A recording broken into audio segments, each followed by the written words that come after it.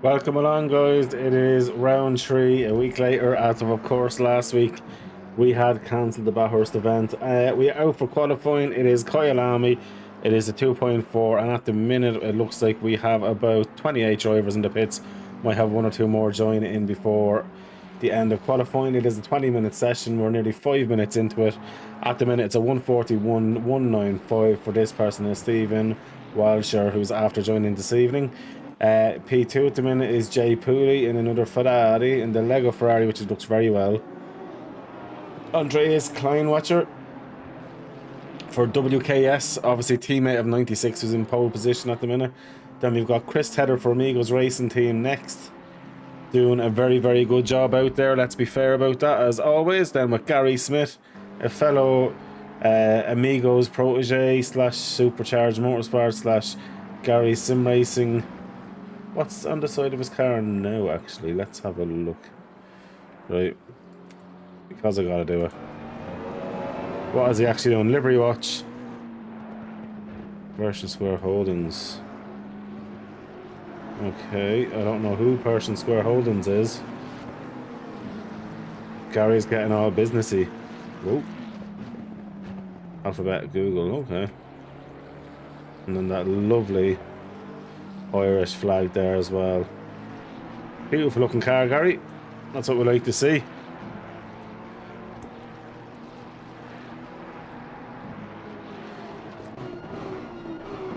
So while we're doing that, I'll jump back over here now. And then we've got Schwenger then in P5, another WKS driver, then Dan Poole sitting in the pits, Oliver Anderson in the amazing, the almighty Jordan liveried creation that I have made. Me and Oliver ran this car yesterday in the Amigos 5 hours of Silverstone. 3 disconnects, several beers and several spins, but we still finished P19 and we're definitely not last, so great fun there with that. So great to see Oliver out on that as well. I'm going to be using that car myself in Amigos season 15 next season. Then we P Bart the next.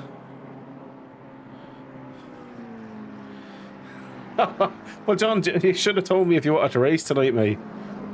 I felt so bad for you. So anyone seeing John's message there, he is an admin over in Amigos, and as I was stating, me and Oliver in the Jordan liveried NSX done a 5-hour stint, or 5-hour endurance there, and unfortunately there was a few little bugs with the server, and one of them was John wasn't able to race, but he selflessly done all the stewarding, so there was live stewarding in the race, and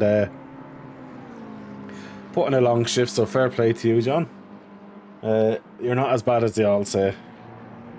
But then we've got Dominic Easton in P10, Mr. Ryan O'Sullivan in P11, and you remember him from last week, and the episode was called Murder from Behind. Then we've got Stefanos there, then we've got Mr. Sicomilia, Marco Esposito then as well from Squadra. I can't remember all their names. Cannot remember all the names. Then we've got Cops, Usmanov, Fabrizio in the McDonald's. I do love that car. Then we've got Chatzaganas, Paul Hare, Mr. Troy King, Jay Seller, C. Clark, and Adam Friday in that beautiful Honda as well. Then we've got Stepanov, Ricky Poliemi, P. Duffy in the Jag, my new favourite person. And then we have Connor Jalashki. But that Jag, it's just, can I actually have an old... Let's have an old livery look at the Jag here. Oh, get through that. Okay, okay. I appreciate it. He's gone for the matte colour. I like that. And Trustmaster. Let's go back here. That is very, very nice. I know, Jordy. I am loving life seeing a Jaguar here. No point lying about it. It is my favourite thing. And I'm glad someone else appreciates the Jag. Let's have actually a look on track at a few liveries. Let's go for a look around. So we're going to starter laps. There it looks like Ryan.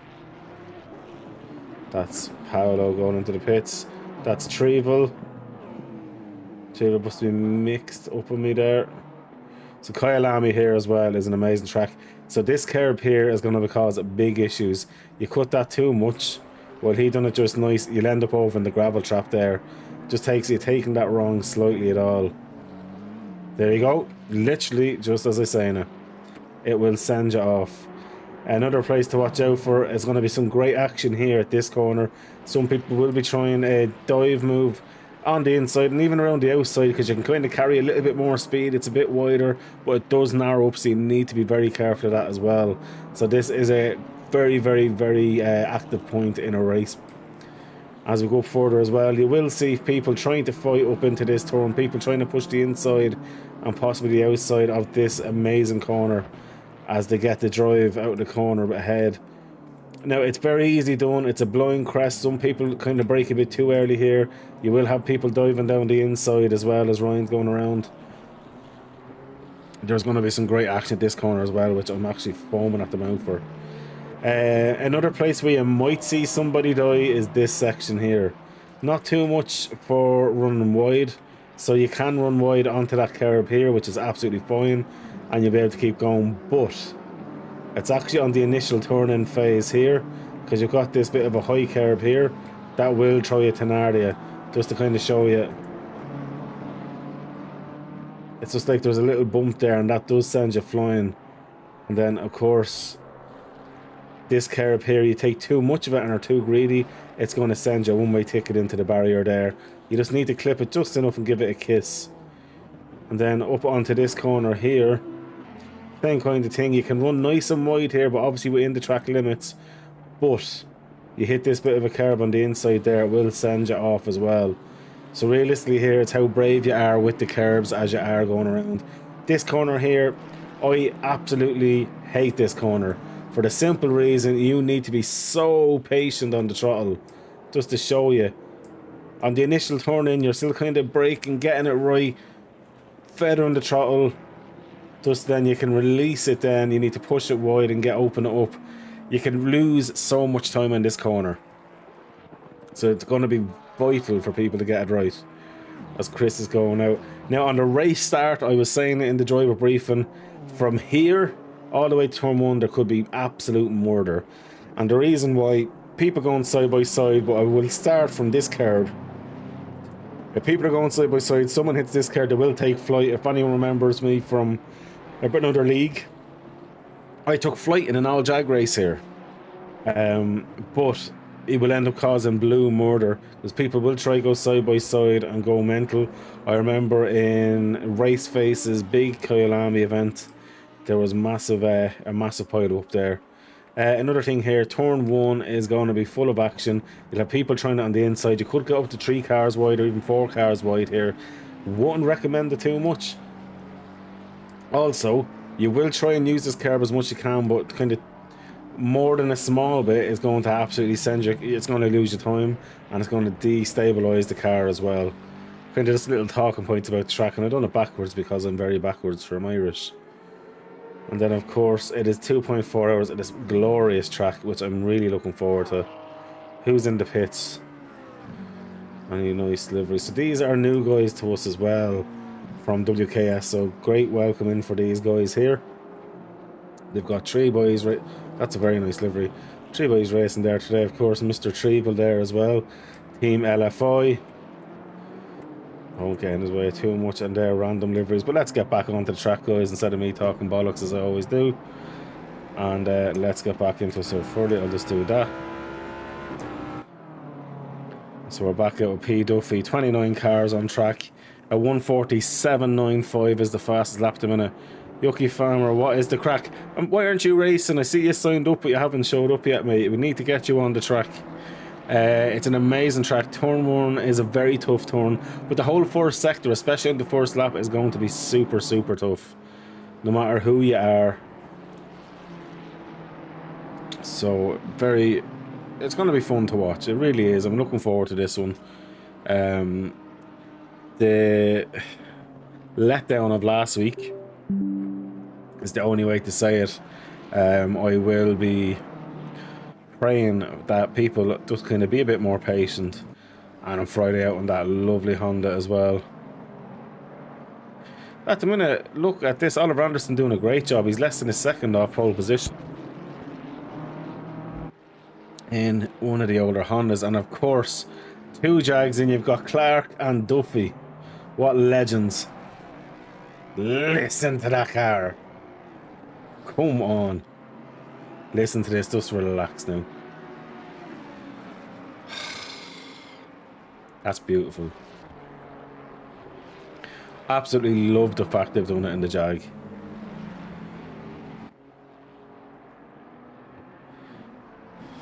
Look at the beast. It's just... that makes me happy. I love the fact people are using older cars.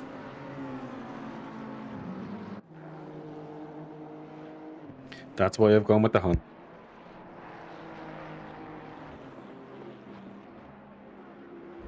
Look at that beauty going. That's the curb as well. You really need to be careful with that one because it will murder you and others around you. If the Jags aren't last in the grid, that is genuinely success.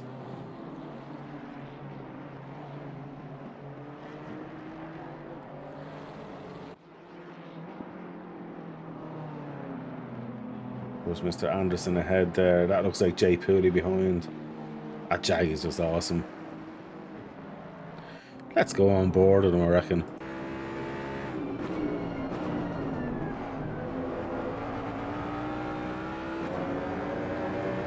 Jordy, I agree with you completely because you're in the Jag. Ain't that a thing of beauty?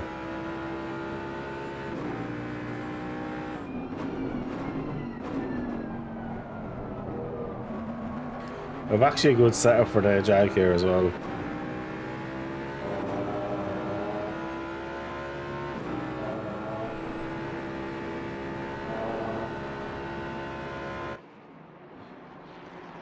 The camera. Jag's too fast for cameras. But look, come back in and enjoy it. Like you see guys here driving in the Jag and using the older cars. Like last night in the Amigos 5 hours, I used an older car and I haven't had so much fun as I did last night in such a long time with Oliver. Of course there was some alcohol involved or whatever, but it was absolutely great fun. So Mr. Tedder up into P3 now.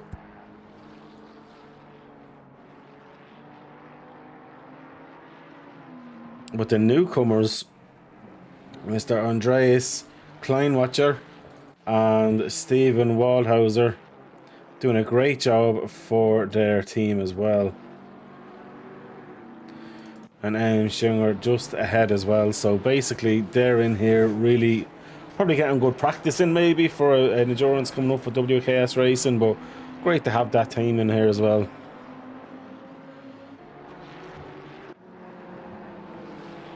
Gary Smith resetting himself and going at it.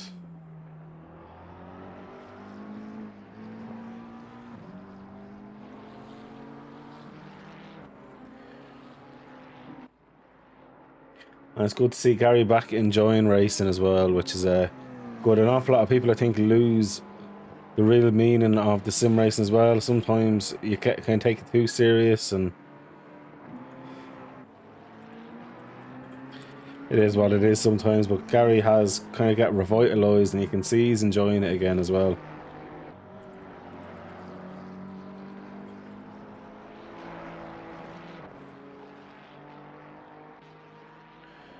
Let me have a look at what's going on here.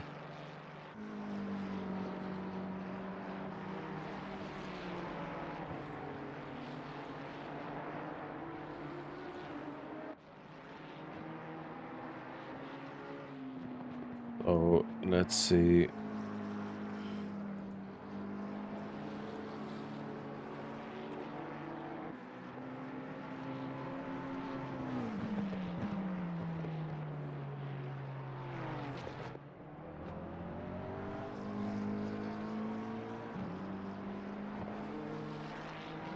Just messaging in the Discord there, guys. Sorry about that. Back into it here. So Tether on P1 at 145.45. Only literally 0.01 ahead of Kleinwacher there as well. Jay Pooley is up a bit of time here at the minute. Obviously, that can change. Okay, one Jay Pooley. Although while I'm saying that, we're going with Jay Seller. He's up over half a second. And he's at the final corner. He's gained a bit more time. Oh, the exit was not ideal at all. Still would have gained a bit of time, but just not enough to move up a position there.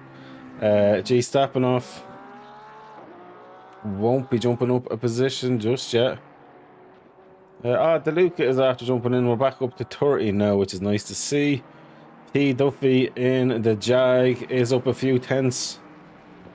That car just sounds awesome. It really does. Jumping back on with Jay Pooley though, as he's coming back into the last sector now. We've that lovely note of the Jag just ahead as well, so we're being blessed. Sounds like a Spitfire.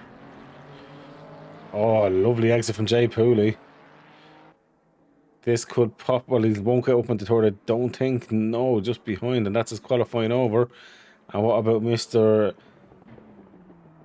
Max Scheringer? Not going to improve in position. He's improving on time slightly, but not going to improve position. Gary Smith is not going to improve. Oliver Anderson, not going to improve either. What is improving though, we've got Jay Seller improving. Stepanoff is improving. Clark is on a lap. Jawalaski is on a lap. So there actually is some genuine spots going on here. I'll go with Clark at the minute. Is Clark going to be able to do anything here? Oh, 0.4. No, he's going to be too far off P. Duffy, so he doesn't move up as of yet. Jay Seller lost time through the last sector, although he's gained it back just on the exit alone. I don't think it's going to be enough to jump a position. No, it's not.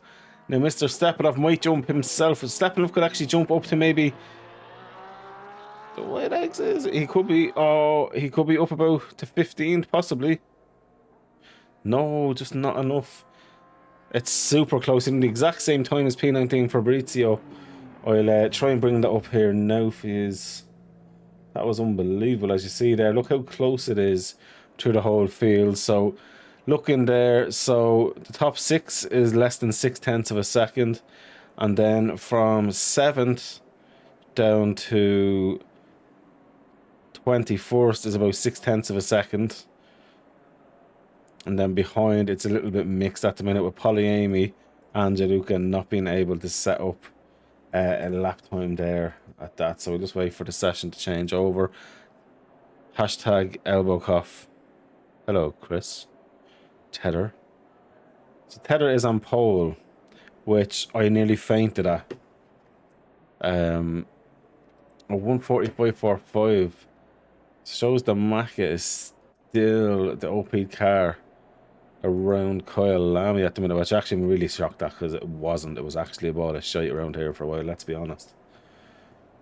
So that's very, very interesting. But 30 car grid, it's going to be a bit of fun. 2.4 hours. You cannot win Kyalami in the first corner. Anyone who has any experience with this kind of racing will understand that. So let's hope that the guys don't try and send it and just enjoy the racing that it is. And just another quick little ad there for our sponsors.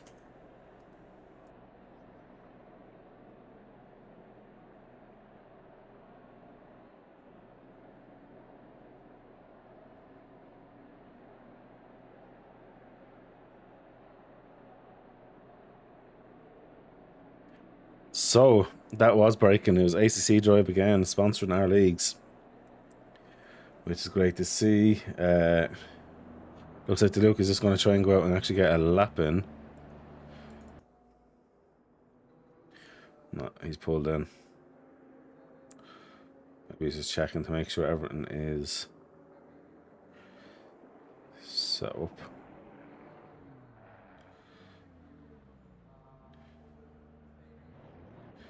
See races for EOS as well. Wonder, does he have any issues with his rig? No, he's now in the pits. Yeah, so gonna be interesting to see Can Chris? I know he does like Kyalami, but an awful lot of the drivers do. Dominic Geese does. I know Chico Lindfar, who is an admin ourselves, loves Kyalami like myself. Unfortunately, he's only after doing a 2.4 hour Nordschleife in iRacing there and done a good job. He got murdered, but done a great job to finish it in the end. As we go through all the cars as I normally do and talk a load of shite as I normally do, just let's get into it. What's going on here? Drive, there we go. So I'll just do the normal settings first, so I'm not being dragged around. That is a beautiful sight. If I've ever seen a beautiful sight, that is a... Not Chris Tedder though, obviously. So in pole position, it is Chris Tedder. P2, Andreas Kleinwacher. I'm going to try and get all these names right. I normally butcher everyone's name. In P3, we have Steven Wildhauser, and that's for WKS Racing. P4 is Jay Pooley for Lego Racing. P5 for WKS Racing as well. So 3 of them in the top 5. Max Scherwinger with Mr. Gary Smith alongside him. Then we have Dominic Geese, the most German you'll ever come across, in P6. A good friend of ours. Then Edo Kops, sorry, P7 for Dominic, P8 for Edo Kops. P9 then we have Ciclomelia, and he comes from SFTI with... I love this car. I'm going to be repping this car in Amigos as well. This is Wayne and Oliver's endurance livery, and we were so proud of it yesterday. Oliver had to race it again today, and I love it. Anyway, stop showcasing my liveries. That's Oliver Anderson then in P10. P11 then is Marco Esposito, of course, for SFTI as well. And I have to say, Marco and all the crew over there are absolutely bang on. I love seeing them in here. Then we've Dan Poole beside him as well. Good man, Dan. Then we have Leonidas, because I'm going to absolutely ruin that second name, so I'm not even going to try bother. He's in P13 with Paolo Obrigado, Paolo Barta in P14. He loves a bit of bacalao every now and then, the madman. Then in P15 we have... Oh no, that was Paolo Tempera, so it's Paolo Barta here now. Sorry, getting them all wrong. See, this is what happens, guys. Then we have Ryan Sullivan next for Big Brain Racing as well. These guys are absolute legends as well. Give them a little shout out there. Very good esports team. Of course, we have our own esports team, but I want to give these guys a shout out. Absolute legends. And of course, our good friend racing right here as well this evening in the LFI car. And that is actually Flu So. I thought it was actually Trevel that was in that. It's Flu So is in that. Unless he's changed his name on it. Then we have Stefanos next. Paolo Fabrizio in the McDonald's BMW. Beside him then is Gleb Stepanov. Then we have next, where am I now? Ayarta Musmanov. Then we have... I'm getting lost here now at this stage, lads. 55 is Jack Seller. Right. Need to move on down. I don't have a few names up, so I'm going to just go to my software, which is my best friend. If it lets me. No, it's not letting me. I'll go back to it there. And I'm just going to keep going through. And on Friday, of course, in that amazing looking Honda NSX. I'm just going to keep going through these until we come to the Jags. Look at that hydraulics in the Jag there for Patrick Duffy. He's going in the bit American style, and then beside him then is Kieran Clark in the other Jag. Then we have Ricky Polyami, and of course Gianluca next as well for EOS. And that is it, guys. That is a big field today around Kyalami for a 2.4 hour race. And sure, what's the worst that can happen? And go back on board. That's what it looks like from the back of the grid. And let's hopefully have a good race. Why isn't that letting me choose what I want to do? There we go. So we'll go back up to the front here now to Mr. Chris Tedder. And wait on this. Mr. Sparky, that is Trevel, just a nickname. Ah, I didn't know what the fuck was going on there. I was like, who? Who's in the Jag? Two absolute legends are in the Jag E. No other word of saying, or like, they're just absolute legends. P. Duffy, So that is Patrick Duffy and Kieran Clark. Boys are absolute heroes. I would have gladly given them the jag leader created for it if I knew that. So Chris is going to lead them around the short formation lap straight into the race. Ah, now it makes sense. Fucking slow. Brilliant. So it is Trevel with a new name, Fucking Slow. Absolutely love it. Yeah, I was wondering, I was like, who's that Treven? Makes sense. So Chris coming around now, he's going to be under pressure from the start.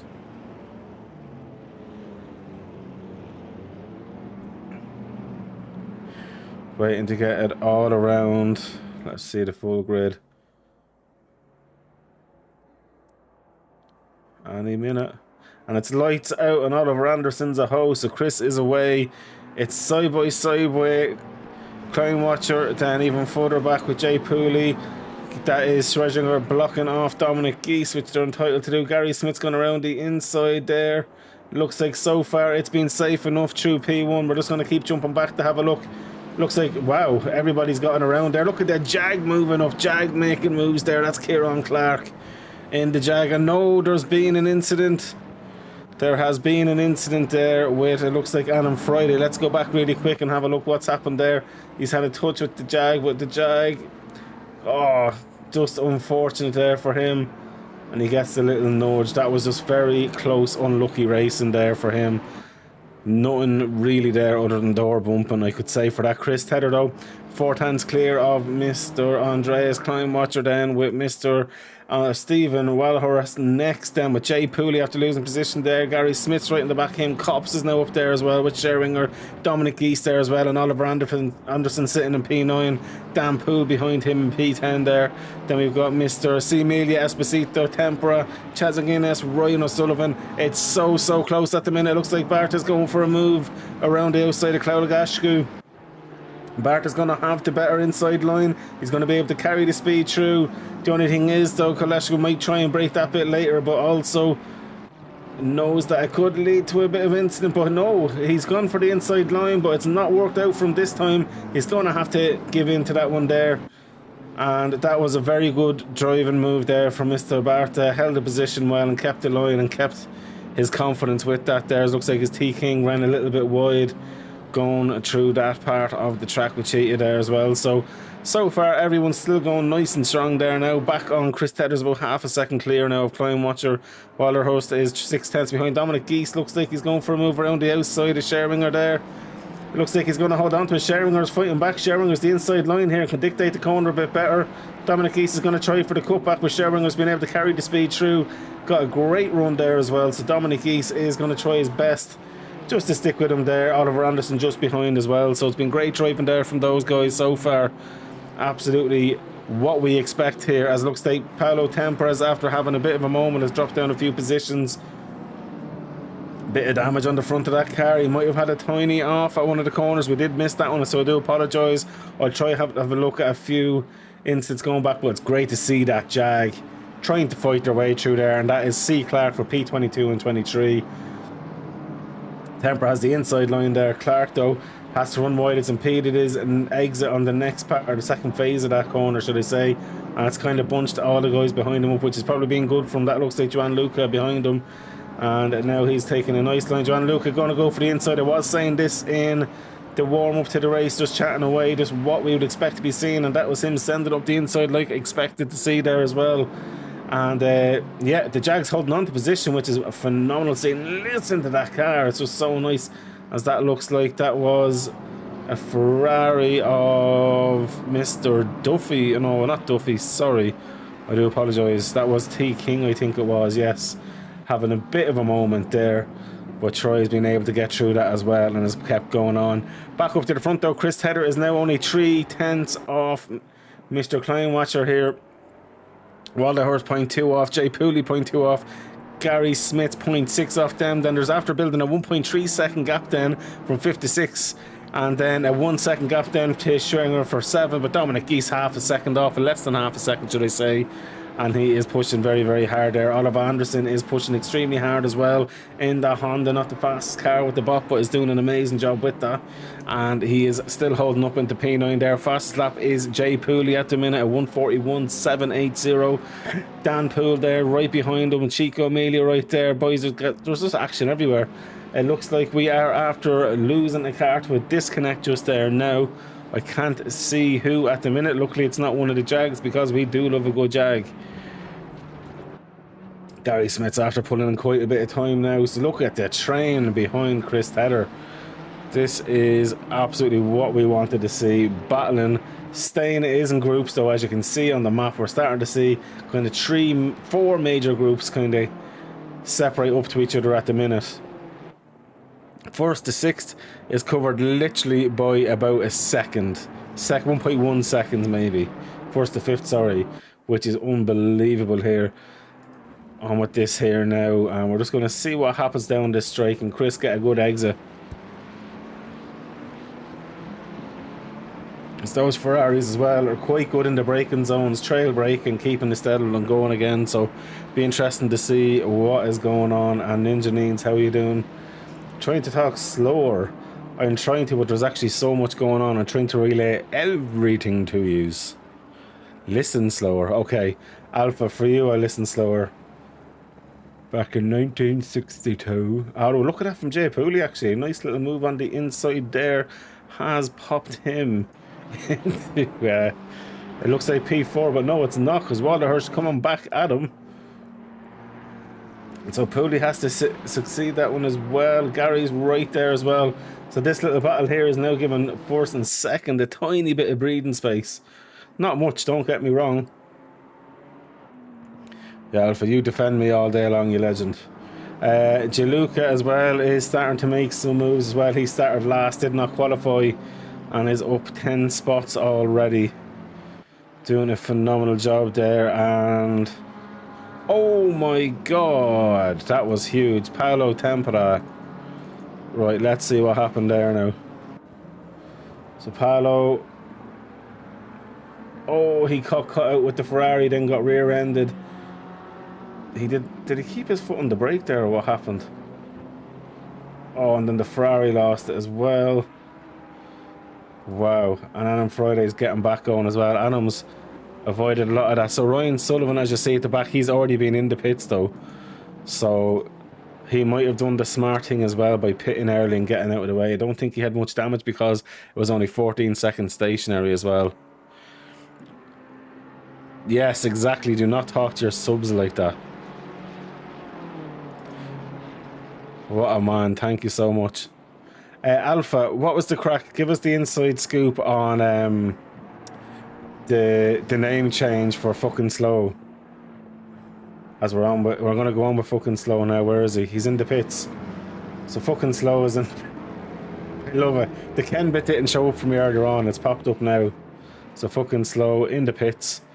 I think he's getting the small bit of damage done. He might have been contacted through that as well. And Paolo Tempera into the pits, and on Fridays into the pits as well. Not ideal for them, but at least that's one of their 2 mandatory stops done with now.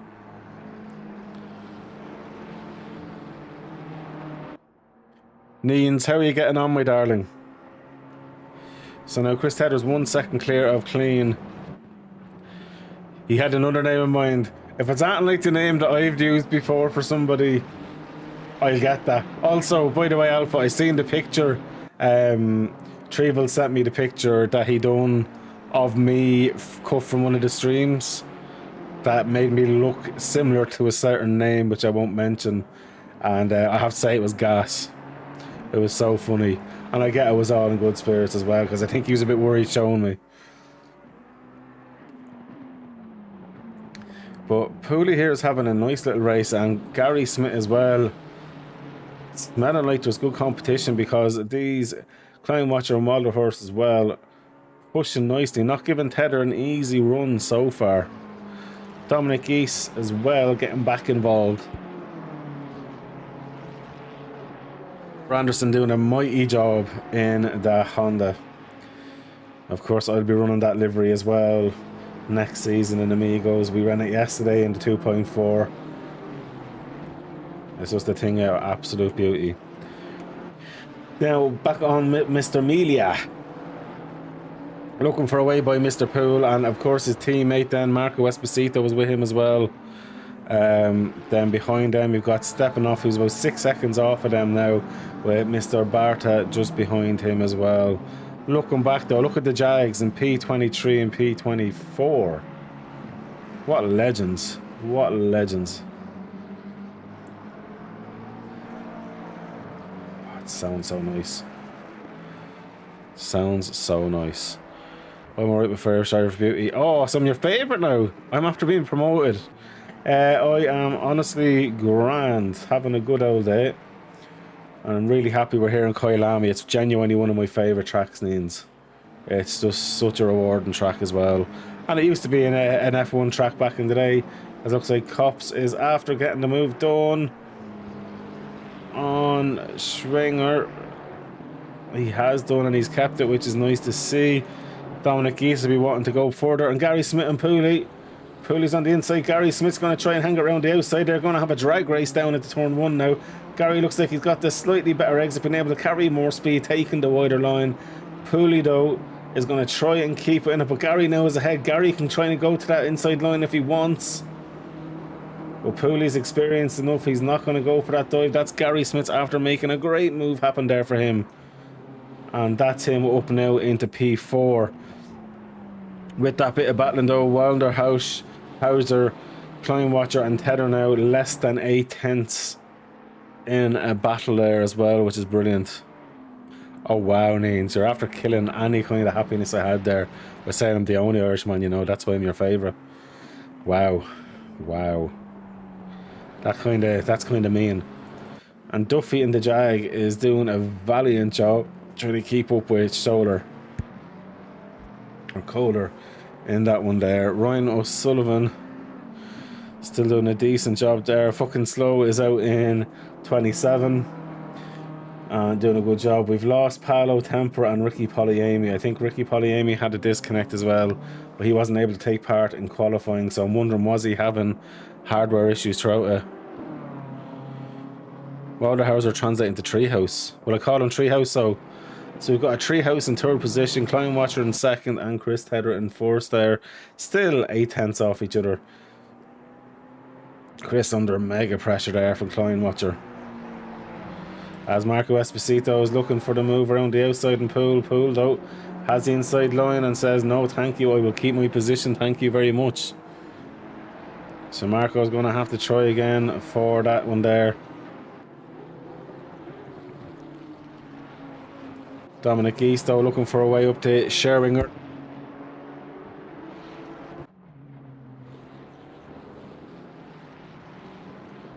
That's been a very busy first 10 minutes to a 2.4 hour race. Marco Esposito is still fighting away. Jaluka half a second off Jawalaski.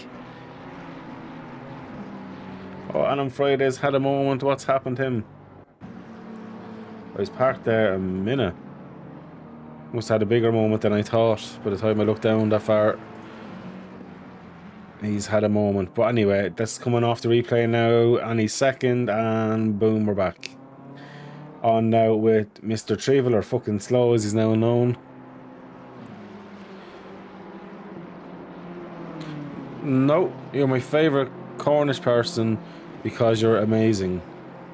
But also, you're actually my favourite English female ever. And that's out of the people I know and people I don't know. I'm with Mr. Luca again. Alpha Dog Me, Climb Watcher, Little Guard. Okay. And Treehouse is after overtaking Little Guard. But going in with Little Guard to try and be able to do anything about that there. It looks like they've swapped for good. Jawalaski is in the pits. What happened, Jawalaski? We're not able to tell.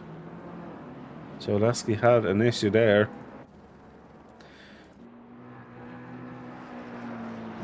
That's so sweet. What I want. I just want you to be happy, Neens. That's all a man can ask for, isn't it? Amelia's after having a bit of a moment there. What's happened? Replay time. What's on with Amelia?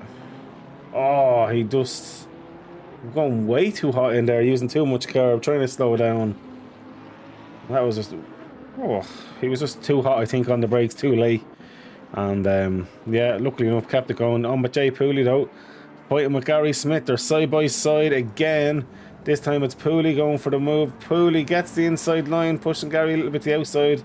Well, great driving for both these. I'd say they're having such a good laugh driving those cars here this evening. That is what we want to see. Just proper wheel-to-wheel racing. Chris Tedder now 9/10 ahead of P2. P. Duffy in the Jag is keeping the McLaren of Kohler honest here. Unbelievable. Alpha, I think you'd remember the Jag race we had here many moons ago in a different league. Geez, it would have been over a year ago now, I'd say, at this stage. 34 Jags or 30 Jags on the track. It was great fun. Absolutely brilliant fun. But I love the fact people are using some of the older cars. It's exactly what we do this stuff for. As King is in the pits, Adam Friday's in the pits again. Adam having a tough one. Backing on here with now Schwinger, because he is literally all over the back of cops. And look at this, Dominic East right there also. You did do the Rotman's livery, yeah, it was absolutely beautiful. What's the crack, Aces? You well, man? Aces, of course, is our Wednesday Split 2 commentator on the other server, and he's an absolute legend. A young, upcoming esports racer with his new sim rig when it comes. He's been well established in sim racing, so not upcoming, I do apologise. Phenomenal commentator as well. We're so delighted to have him in, and we'll push him forward as well. And if there's any leagues looking for an amazing commentator, he is the person to give a shout to. He's a legend. Absolutely legend is how he is. And we have Duffy had a bit of a moment there. Let's see.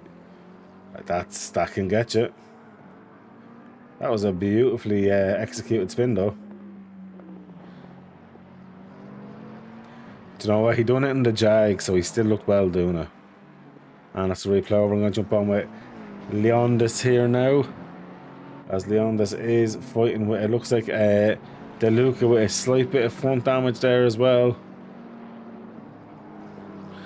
Fun fact, Ace has paid me $2 million to say that. I'm just looking for a way, boy. Walder Hosier, or Treehouse, and what was the other one? Treehouse and Little Guard. And second and third are fighting up with Chris Tedder. Less than a second splits the three of them again. Chris still doing a great job out there. I'm sure he's absolutely relishing this. Dominic East and PH still with Schwinger. Schwing. If you ever watched a great old Waynesworth film, you'll know why I'm saying that. So Schwing there doing a great job. And of course Max is the tour driver of the WKS racing team racing here this evening. Marco Esposito for SFTI in P11. His teammate right behind him, Mr. Chico Amelia in P12. Where are we looking? Fucking Slow is now in P25, but of course he's already served one of his pit stops, so he'll be quite, in a way, happy, I suppose, to be out of all the craziness that has been the start of this race. And we are looking now at P19 with is Leondis again. And fun fact for anyone who watches Forest House, but Treehouse sounds better. Forest House. Okay, Forest House. Treehouse, all the same thing anyway, Alpha, isn't it? But a fun fact I have released, then we are doing a 6-hour endurance of Indianapolis on the 2nd of March. It's going to be on a Saturday, so you're more than welcome to sign up, lads. Get a team going. If you're racing with a team, an esports team or what. And that's Jay Pooley's after having a bit of a moment there. Let's see, can I pull that up? So he's car 101. Does it show any incidents there? No.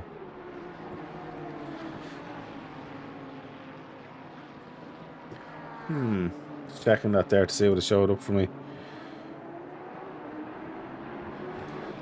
Don't know what happened, Mr. Pooley, but Walter Hauser is, oh my god, so close to Chris now. Less than 4/10 covering the top three. He's trying to send it around the outside of Chris. Chris though gets the curb, runs a bit wide. These guys are fighting it, giving it everything. The two WKS teammates then kind of having to square them get going. This is boys racing on the edge, but Chris Tedder has somehow kept it going. Neens, what's the difference between a G-spot and a golf ball? Honestly, the G-spot doesn't exist, a golf ball does. I think that's what you're trying to say, is it? We see Clark, so Luke is in the pit. See Clark though, back going and is in P20 now. I'm going fucking slow there now.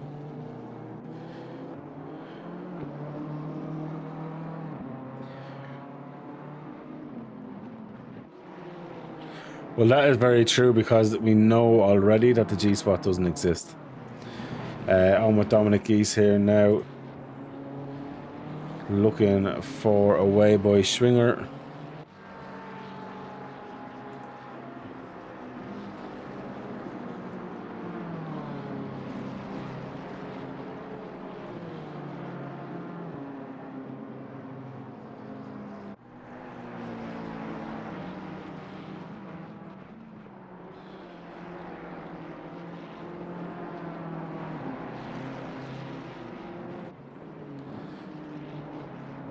Now it's looking through here now. The Amelia has got by Pooley is obviously just trying to get back to the pits. He is obviously struggling. Let's go on to driver view. Yeah, he's into the pits now. No, he's not. His car is absolutely mangled. Oh. Chris Tedder is after having a moment. What is going on here? Let's go back 30 seconds for this one. This is huge. This is for the lead of the race. Where Klein Watcher seems to have gotten through. He gets fine there.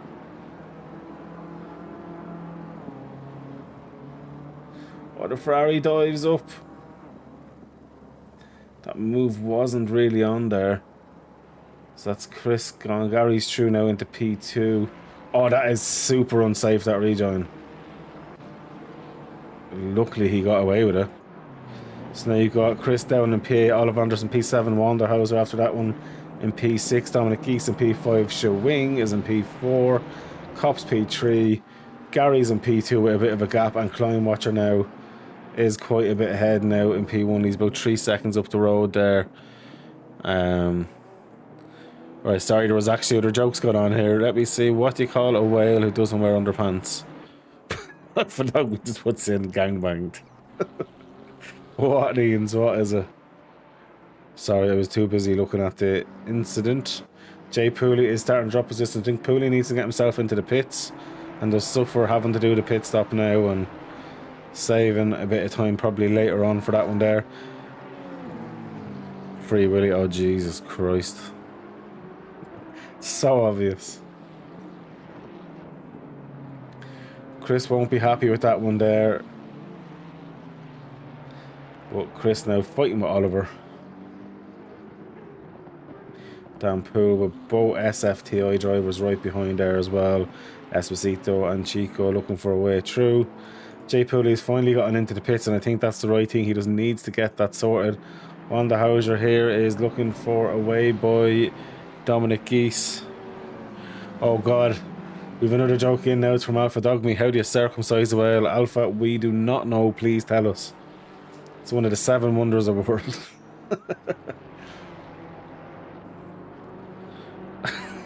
Oh my god, send down foreskin drivers. Oh, who's that gone off there? That's the Luca.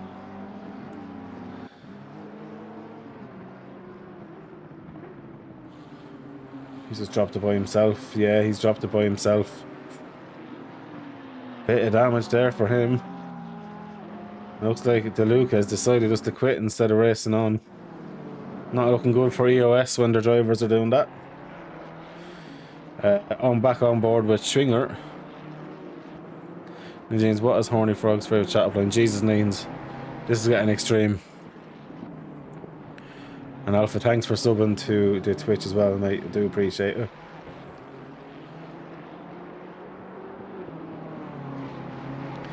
Schwalder Hauser here is looking for a way boy Dominic Geese, and Dominic Geese is not an easy. Oh my god. So what's the what's Horny Frog's favourite chat line? Rub it, rub it. Oh, these are just getting rootless in the chats, guys. If you're in the Twitch chat, enjoy the absolute craziness that is Neens and Alpha Dogny in their element, telling really obscene jokes. And Swinger Geese, Warhouse are having a great battle. Cops, though, trying to hope these boys battle with each other. Esposito Media are trying to work together to get by Mr. Poole. Then Leon, this is after getting the move done on the inside of Fabrizio. And look at that, a Jag into P19, the other Jag in P21. Come on, the Jags. Listen to that. That's what we love to hear. Wildhauser and Geese. Wildhauser seems to have got the job done there. We go back for replay.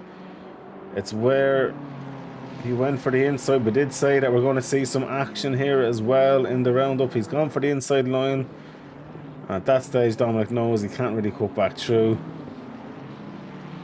He tried to, but unfortunately the move was not on. Esposito was literally just after getting by Poole, and looks like Chico Amelia trying to do the same. Poole as the inside line though. Chico Amelia might want to try and go on the brakes a little bit more, do a bit of a switchback. Poole run wide, but unfortunately the switchback doesn't seem to be as strong in GT3 cars as it would be in the likes of a single seater, the likes of a Formula 1, Formula 4, Formula 3, or if you're cool like me, the Formula Renault 3.5 is on Friday after having a massive moment there. He's getting out of the way, the guys. It's the curb. He done well, but just the curb and the exit. It's so tough, and I think we've all felt that pain around here as well. It's just one of those tracks. As we jump on, that's with the Jag. We'll jump up 669. As it looks like Wildhauser is after being left by his teammate Dominic Eastow, trying to push forward. And just can't do anything about that now, as Dan Poole, after having a bit of a moment there as well. What's happened, Mr. Dan? Lost it by himself, did he? Oh, the grass. Yeah. You run too wide, you're dead. There's nothing you can do there. Chris Tedder's gone. Oh, I come back on and he mid-gone. What the hell is going on? Loses the rear, catches it. Curb is fine. He's kept it. Oh, the grass. The one thing you do not want to do in this game is cut the grass like that. So back on now with Wildhauser.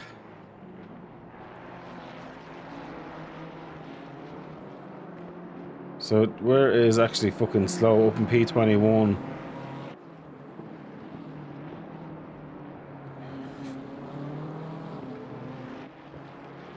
Gary Smith's only about 3.7 seconds off Climb Watcher. Cops 6.2 behind him. And Wildhauser here is literally 0.4 behind him as well. Still a lot to play for. Oliver Anderson up into P7 as well, with all that going on. Marco Susito is P8, 8.7 seconds behind. And Oliver only 2.5 seconds off Dominic Geese as well. Nins, I've missed it. In general, I have been very quiet, been busy, and I've done an endurance race yesterday with Oliver. We've done 5 hours of Silverstone. So I was kind of busy with that yesterday. But I will give you a chat maybe after. I'll give you an old shout after the race there this evening, and I'll drop in your DMs and have a chat. It's definitely been a minute, and we'll catch up. So Wildhauser here looking for a way through. Dan Poole is in the pits. P. Duffy here though is looking like he wants to make a move on Kohler in the McLaren. So the McLaren is definitely. Oh, I love sliding into your DMs, Sneeze. One day I will marry you and just rub it in Papa Wallace's face. Just to say that I married you, and it'd break his heart, but also he'd be super proud of me. So he'd be broken hearted of losing you, but also very proud of me gaining you. It'd be an unusual feeling for him. Papa, I've been greased waiting since 1982. Don't you know? Since 87, since the day I was born. You're not a grease ball. Fucking slow after getting the move done there with a car coming out of the pits, so it's fucking slow now. Unfortunately, might be getting lapped by Gary Smith in a second. Looks like the leader's after getting through. But we do know fucking slow is a legend. He will get out of the boys' ways. He doesn't waste time trying to fight people that aren't his battle. Well, you do have some people in the world that think that every car behind them is a race. These boys in the Jags are legends. I'm a Fabrizio here. So Ryan O'Sullivan is slowly coming back up as well into this one. He probably won't show his true position for another while, as he's already just done the one pit.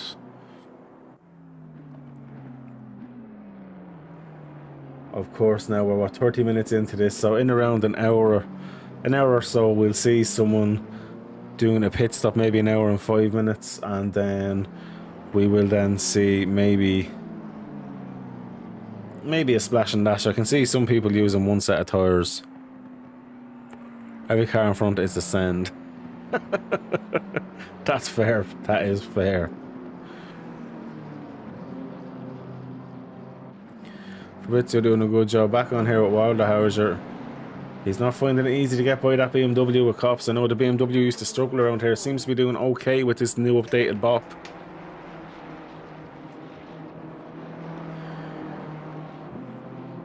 Which is quite interesting.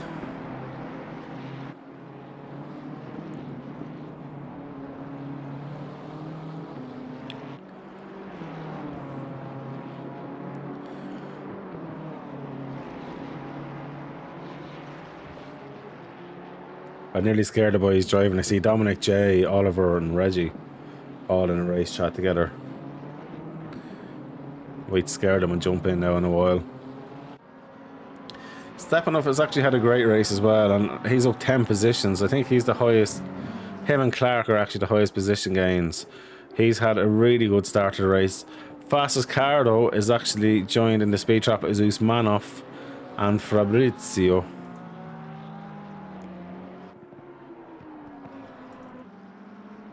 So the McLaren seems to be quite strong.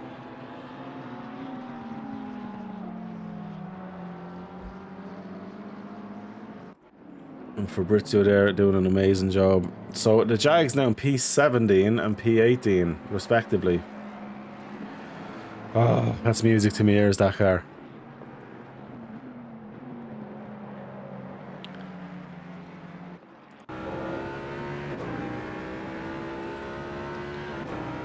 Isn't that just a thing of beauty?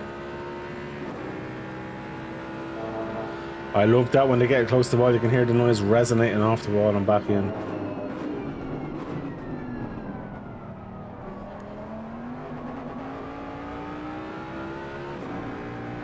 I guarantee them boys are having great fun in these cars. How's the steering input? Busy enough, but not too bad.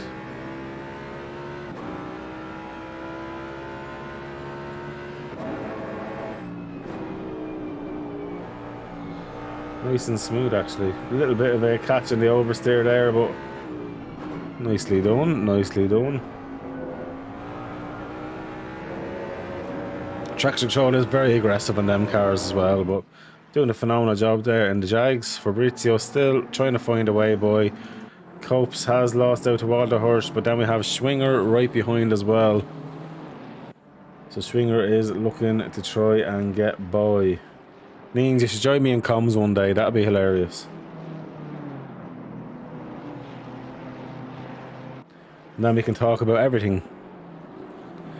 Frankenstein Sim Racing Ferrari field. Honestly, yeah, there's 1, 2, 3, 4, 5, 6, 7, 8, 9 Ferraris. So there's quite a few people in Ferraris, but then again, the 3 new Ferraris that joined today, before that it wasn't as many Ferraris, but one team. So the Wildhauser team there for WKS Racing, 3 cars are all Ferraris, as Trevel, or fucking slow as he's now called, is letting the guys through. And he's letting Dominic East through as well. I'd say it's probably one of the nicest looking BMW liveries I've seen on a machine in this game.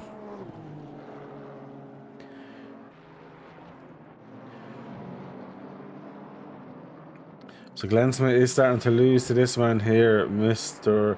Andreas Clanwatcher. So at the minute he is losing out a little bit of time is Gary. And then Wildheiser though is 8 seconds off him, so at least he has that gap behind him as well. Then Wildheiser half a second now ahead of Costa Stringer, about half a second back again. P. Duffy now catching his fellow teammate by the looks of it there in the Jag.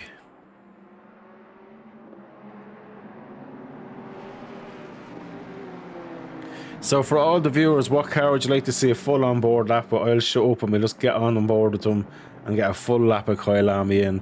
You let me know what car you want to go on board with, and the person with the most votes gets to have the onboard lap on, as we are reaching now 35 minutes into this 2.4 hour race. Still just under 2 hours of racing left here this evening. And of course, some people are out of place. I know Ryan O'Sullivan's already got a pit in already. He's sitting in P16. So this will come back to him later on in the race as well.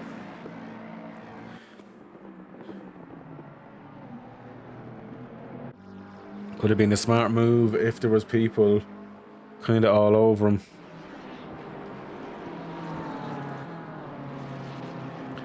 Of course, Stringer having a great job there as well, up in P5. Trying to do his best though to find a way by Cups. Cups dropped off now to Wildhauser. Wildhauser is about 8.4 seconds off Gary Smith there as well.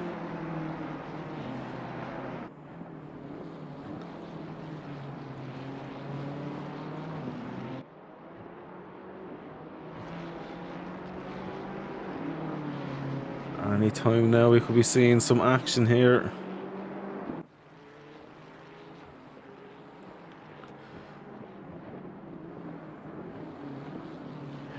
As Duffy and Clark swap positions. And the two Jags in unison to 18th and 19th. And you know what, a 145.917, 145.4. Yeah, the Jags are a little bit off the average pace of the faster, like, kind of cars, but still doing a phenomenal job.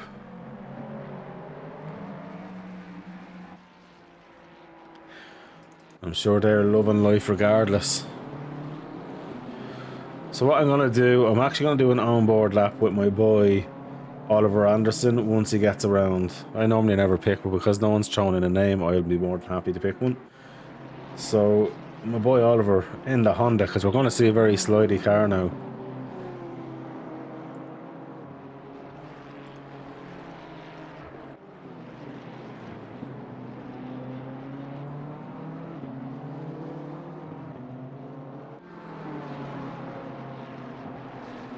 Just waiting for him to come around.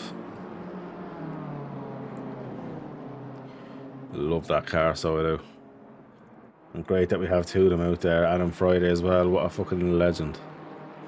It's Manoff and Barta swap positions there.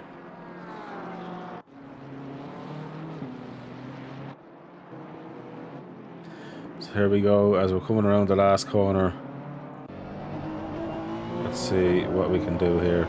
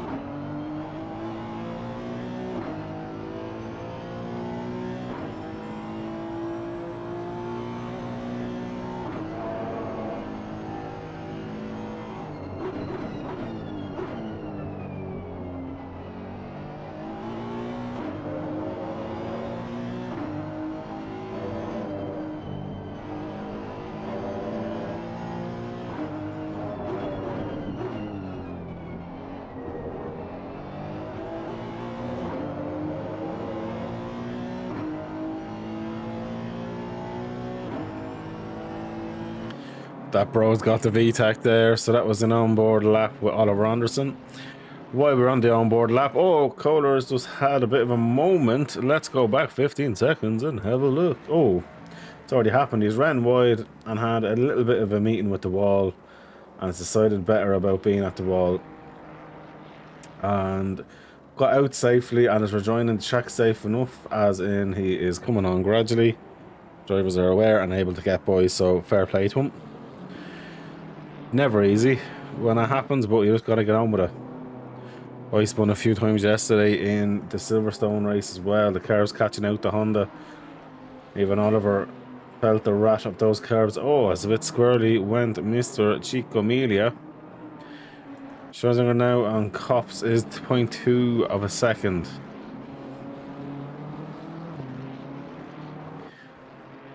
So just looking now, it's kind of more at the minute you need to be kind of relaxed. Oh, Stephanos had a big moment there. He's kept on the brakes. Has got back going. What happened to him? A lad way too wide. Yeah.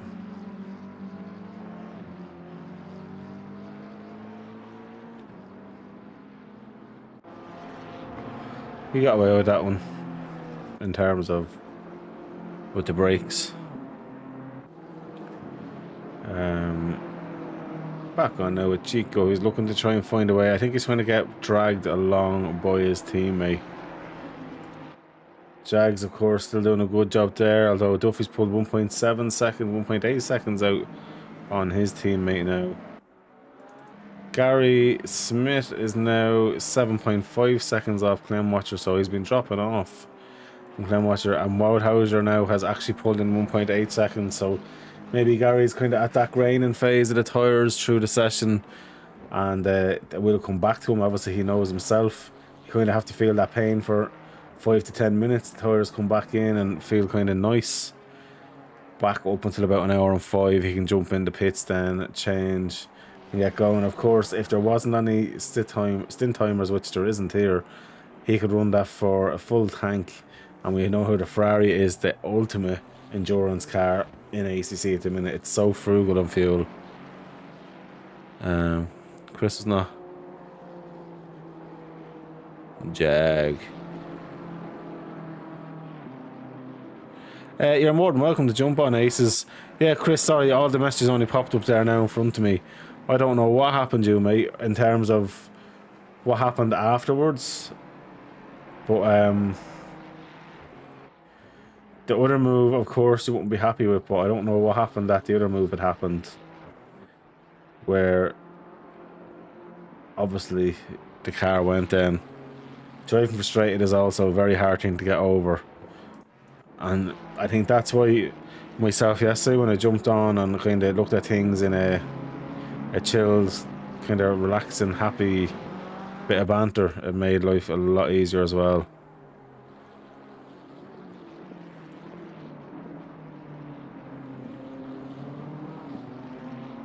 So Stringer still going well with Melia right in now on Marco Esposito, but Marco Esposito I'm sure will be deemed faster driver unless Marco wants to let down jump through. It's up to himself. And Aces, you're more than welcome to pop on if you want to come on. Anyone who wants to do a bit of comms with me, by all means come in. If the conversation goes away from racing, it goes away from racing. It's what happens sometimes doing commentary. As Jay Pooley is in the pits there now. Glenn Smith, or Gary Smith, Jesus. I never see G Smith, I think of Glenn. Gary Smith is still 5 seconds clear of Woudhauser, but now 8.7 seconds off Climb-Watcher. And he copes, and Schwinger are next. Dominic Geese doing a good job sitting there in P6. Oliver Anderson, I think, is doing a phenomenal job in that Honda, running P7 at the minute. Of course, the Porsche is struggling a little bit, but going to probably get back to the pits and get going again. Fucking Slow is now up to P20 as well, after having his bit of a spin earlier on as well.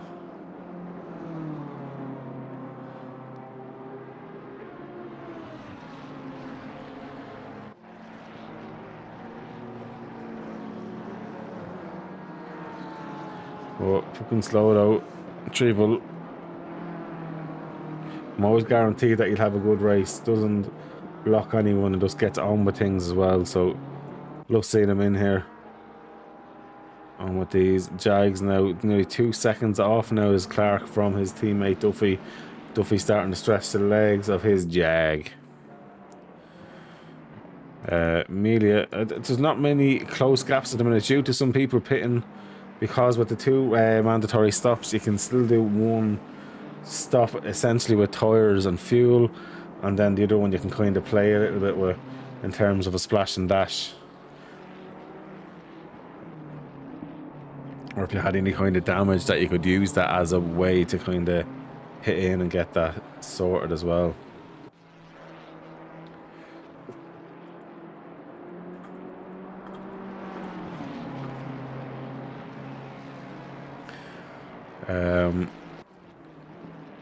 Yellow flag for Seller. I think he was just letting the car through. He was indeed. That is Fabrizio he's let by. Stringer though looking like he's starting to get a little bit racy now.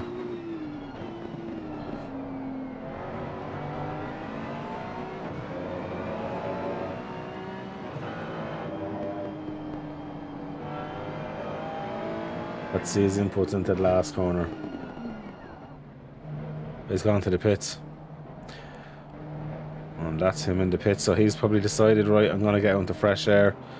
I don't want to be losing more time. So Stringer in the pits. That's kind of release cops as well. He doesn't need to be under too much pressure now. And he can just focus on his race now.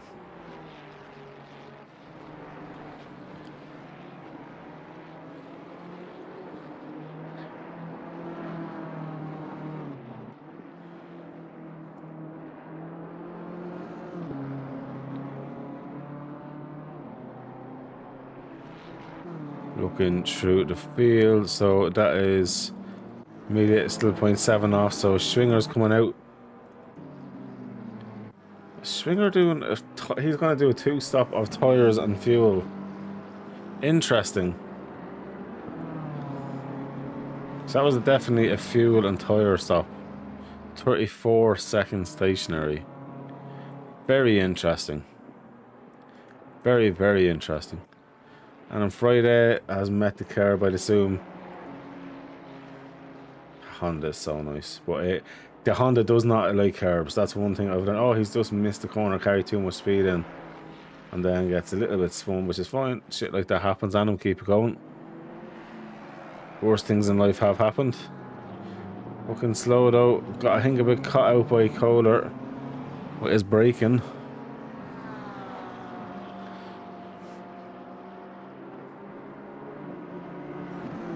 And that's Gary Smith is in the pit for his 4 stop as well.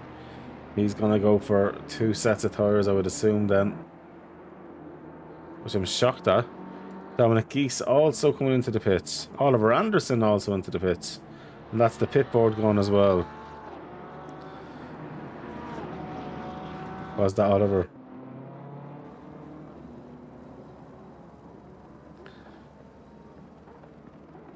No, it was already gone at that stage. So Dominic in the pits. Dominic Usmanov's now in the pits as well. So getting very busy. So an awful lot of people are going to do 2 tyre stops, which I'm really shocked at. That's going to change things up a bit. Well, that's from my understanding. Depends how long they're stopped for, because that'll give me the story. Yeah, Gary 33 second start. He's definitely doing it. Yeah, they're all doing tyres as well. Schwinger stood out quite a bit behind Gary Smith.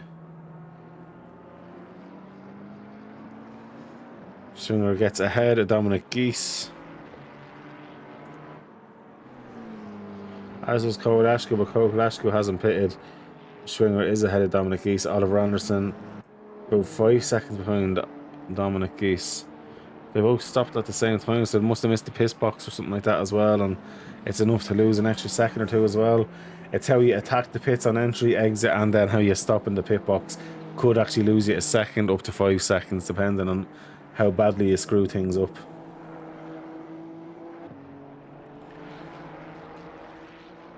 But Oliver Anderson back going well. Copes now coming into the pits as well. He's going to try and cut them off. He probably adjusted his strategy a little bit differently from what he was probably planning on doing, but needs to cut off these guys and they're attacked now with 2 sets of fresh tyres. He's going to just have to follow the train and go from there. Marco Esposito coming around now. So Marco Esposito is going to inherit third position. Of course, Marco Esposito yet to pit.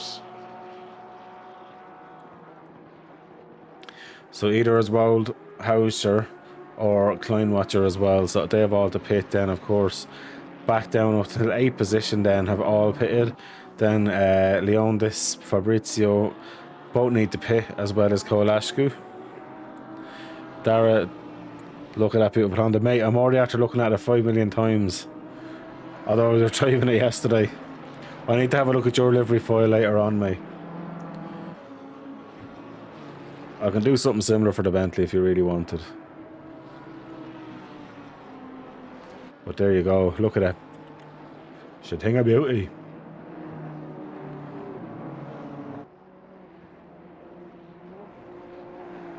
Surprised he went for the curb there. So Barta coming out, or in the pit, should I say. That's Pooley ahead in the pits. Pooley's had a tough day in the office by the looks of it.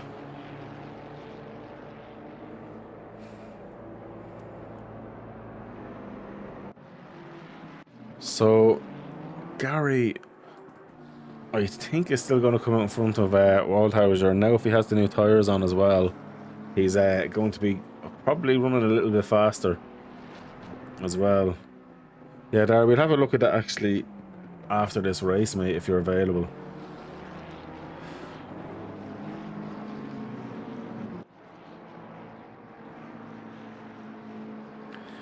So Marco Esposito has decided to pit now as well in the Lamborghini Huracan. The Schwinger is behind Cops again, kind of back to where they started before the pit stops.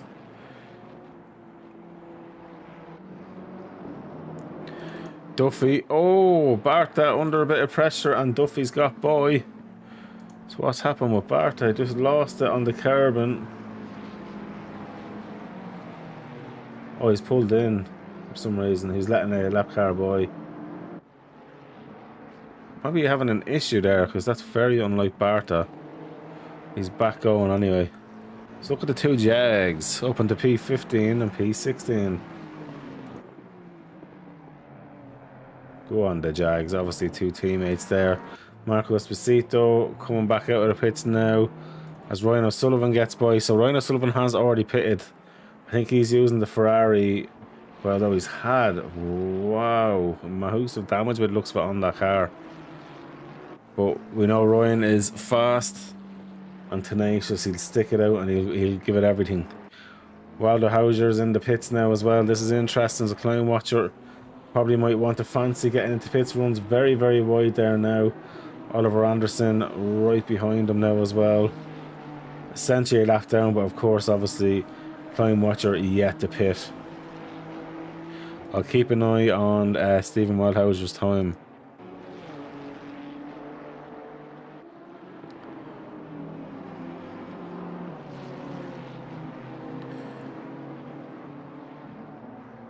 Keeping an eye on it here at the minute.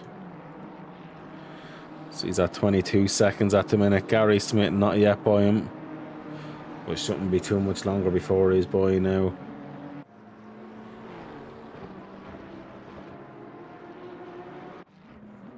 So Gary's going by the pits now. Wildhauser 32 seconds stopped. Gary's going to have the top speed. Gary does get back by Wildhauser. It's much closer now though. Much, much closer now. Gary had lost a second in the pit stop alone. But there's definitely a bit more time lost there as well. So Gary is going to be feeling the pressure. Leon de San Kaulajku is also in the pits there now. Interesting. So climb watcher into the pits they go.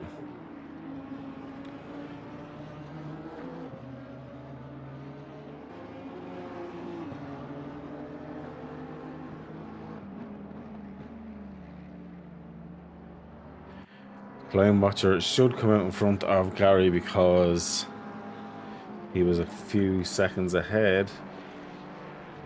But it all depends on the lap times Gary was doing. Let me have a look at the lap times that they were beating in. Climb Watcher was still slightly faster.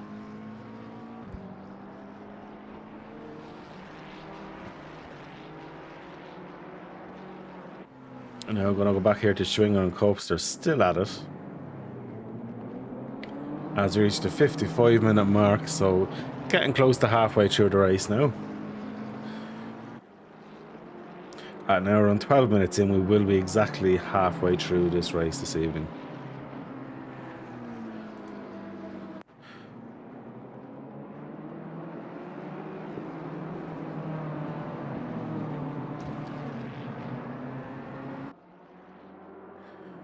There's not much he can do there. He's just going to have to try and force an error by looks for at the minute, but Fabrizio into the pits he goes there. Climb Watch coming out now 13 seconds clear of Gary, so goes to show huge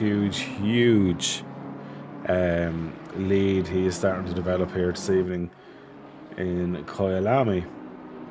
I think he only pitted maybe to cover off his teammate Climb Watcher. Other than that, or for Walderhurst, because I don't see other than that why he would have probably went in that early, being absolutely honest. Fabrizio still in the pits there. I'm assuming that's all tyres. So it looks like everybody other than Ryan O'Sullivan has gone for full tyres so far. Although Duffy, the two Jags haven't stopped. Look at this. P13 and P15 for the Jags at the minute. Come on, the Jags. What we love to see. Fucking slow is after Kyalami now.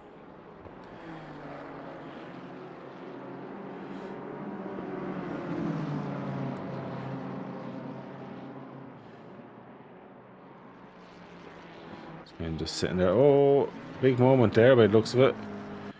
What's happened here? So Jack Seller, just loses it on entry. That can happen with the McLaren. You put too much speed in and the inputs may be a little bit too severe, and that can happen. What happened with Pedro Barta? He's in the pits. What happened to Coulter as well? He's in the pits. Oh, Ryan O'Sullivan's gone for a detour as well, guys. We're mad for the detours here. Oh, no. He just went a bit too wide. He's trying to open up the corner to carry a bit more speed through it, and then just... That's unlucky for Ryan. That's so easy that can happen, especially like when you look at the in-car view as well, just to show when you're looking at the driver's side of it. Like, when you're looking at the view, you don't really get to see how far the wheel is close, or how far the grass is off that front wheel with the view that you use as well. So I'm pretty sure if he's like myself, it would be... Which view? Oh, this one here. That would be the view that I'd use. And realistically, you kind of have an idea of where the wheel's going to be, but you're not going to know for certain.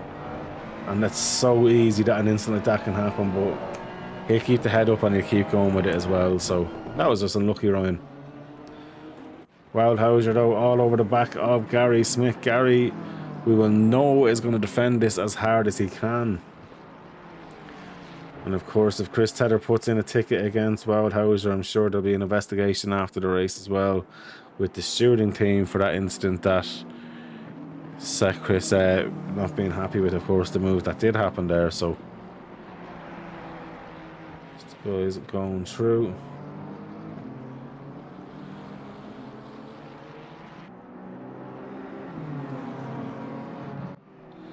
And on Friday, doing a great job there. Kyalami loses out the fucking slow, it looks like, out of the last corner there. Lads, the Jags getting dizzy. P12 for Patrick Duffy. And then for Kieran Clark, it's P15. That's unbelievable. Unbelievable. Chaz Guinness though with Fabrizio right there. Schwinger and Cope still at that. Anderson and Esposito. Oliver Anderson's getting a bit racy here, isn't he? Let's see what Esposito is going to do about this. Oh, the sound of that V10 is beautiful. We're playing a bit of music here from a symphony.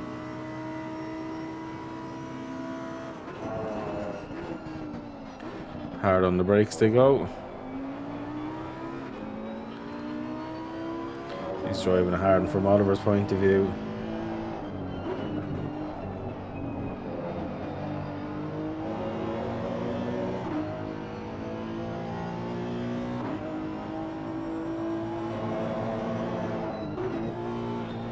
Fairly evenly matched, should I say. The same with Schwinger here. Goes slightly closer to Cops. And Wildhauser to Smith. And Smith has back markers ahead as well. Not helping Smith out, and fucking Slow gets off track. Smith's covering the inside line. Wildhauser's going to go for the outside. He's going to go for the cut back through. But Gary has that covered at the minute.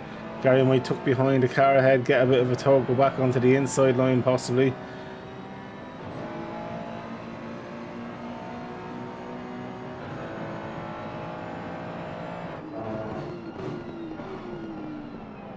Placement from Gary, a little bit sideways, he corrects that there. Gary does in front. Well, Wildhauser's looking to try and crack the egg ahead and see a kink in his defensive armour. And at the minute, Gary's doing a phenomenal job there, keeping ahead. One is back. Oh, Aces is now in the stream with myself. So Aces, welcome along. It's been quite a busy 1 hour of racing so far. It's been quite competitive, and Gary's been absolutely under pressure for the last at least half an hour by Wildhauser now.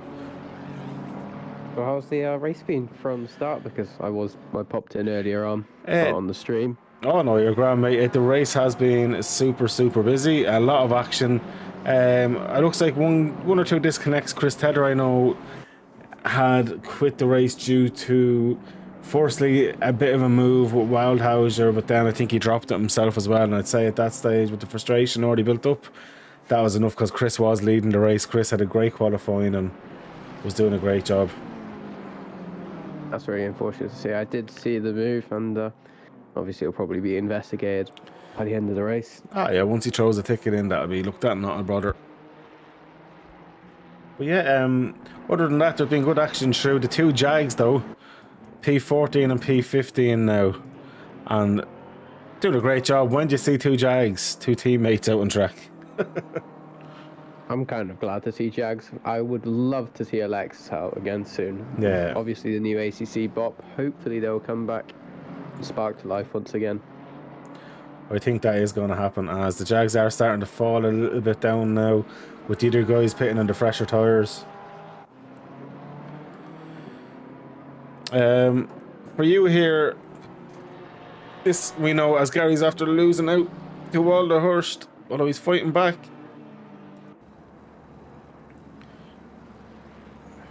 There's a bit of door rubbing there, but it doesn't seem to be causing any sort of contact now going into the fast. Look at Gary sending it though around the outside.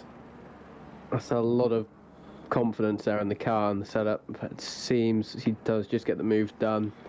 That but it's not going to be any sort of retaliation. That was a phenomenal defense there. As you say, you really need to be confident in the car there and be sure about your skills and who you're racing against there, because that, by all means, most of the time would never work with the inside car. Normally going to naturally tend to run a bit wider, especially being an off-camber corner. Yes, exactly that as well. But yeah, no, it's been good fun so far. Of course, Oliver Anderson repping our lovely livery. Great up in P9 in the Honda. Another car which I'm loving to see out there. We've got a second Honda on track there as well, with Anam Friday. Good to see the Hondas coming back, especially they were quite killed in the 1.8 Yeah. series of things, but they have sparked back, and it's good to see. Same with the 488. I have seen quite a few of the 488s on other leagues, but it's good to see them sparking back as well. Yeah, I think it's more just down to the LFM bop at the time, but I think Kunos have kind of seen LFM have done something good and revived the game a bit, and they're maybe trying to do the same as well. 100% that as well. Hopefully now we do see it. Obviously we've got rumours of new treks coming as well. Jeddah's been, let's say, a lot of rumours around that, which is quite an unexpected track, I would say, to be coming to the game, especially how there's been a lot more requests. forever tracks, and not many with Jeddah. So hopefully that does materialize into an actual track, and it would be good to see some races around there. Jeddah, a very unusual track for them to put in when you had the likes of Sebring and, you know, Road America. You'd have even Hockenheim and stuff like that as well. Daytona, exactly. There's so many other tracks that people want to see in here as well. I have a feeling it's going to come down to AC2. I feel like they'll have all of these other SRO licensed tracks for next for AC2, when obviously it's going to be a multi-license game. Yeah, so yeah. I hope they'll bring some good stuff. But even if they have the license there, they could transfer across to ACC, because there's still a bit of life in the old dog yet this game. Oh, 100%. If the normal AC managed to survive 10 years, I'm sure ACC will be able to survive just as long. Well, it's what must be 5 years now out at this stage or more. Yeah, 2018. So, yeah, 5 years. It's nearly 6 probably coming up this year. It's still a good game. That's crazy. They managed to do quite a good recovery, because apparently I watched someone's YouTube video on it. How it used to be the worst simulator when it first came out, and then they've managed to develop it, and it's just what is the masterpiece we see and love today. It's nearly as good as Tetris, but I won't say as good. And tell the lovely viewers, what kind of pedals are you waiting on here? Acidex. And which is supposed to be coming next week. Nice one. And what ones did you go for? Because I'm going to pretend I know about the models of them. Or there. That's not how you say them, but... Okay. Obviously load cell. Yeah. Hydraulic. Nice. Hopefully that comes next week, but knowing how late my rig was, it's been 3 months since I ordered that. I've got low expectations at the moment. And I expect you're going to be playing Forza Motorsport with that, yeah? Oh, yes. Wish we see that. Or a bit of F1 23. Level. But, yeah, Cops here has been having a great one as well with Schwinger for literally the last, I would say, between 30 to 40 minutes as well, and they've literally just been at it. Cops has always had an answer so far, and has kind of held off any kind of attack at the minute. See, he's trying to get, I think there might be traffic there of the BMW, but I don't really know just yet until I do know the standings. But it does seem they are quite similar paced, so I'm going to assume they're not traffic and it is full position. Well, what I'll do actually, instead of the streaming that, I'm going to stop that for a minute. I'll stream the actual screen where it shows the standings for you as well. There you go. Oh, luxury. I know. It's how we roll, That should show up for you now. It does, that's brilliant. Thank you very much. No bother. Todd Brown, what is the crack, Jez? I haven't seen you in a while.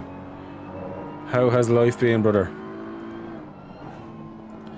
So back on now with Wilder Hurst, who is still fighting with Gary Smith as well. This has been probably one of Gary's strongest races I've seen in months, if I can be absolutely honest. Yeah. It's very good to see. Only 1.6 seconds, was it? 17.6 ahead. It's Flying Watcher, yeah. Presuming this is Race Labs you're using. Yeah, this is Race Labs, yeah. Which is handy. I was going to use ACC Drive as well, but this was handy.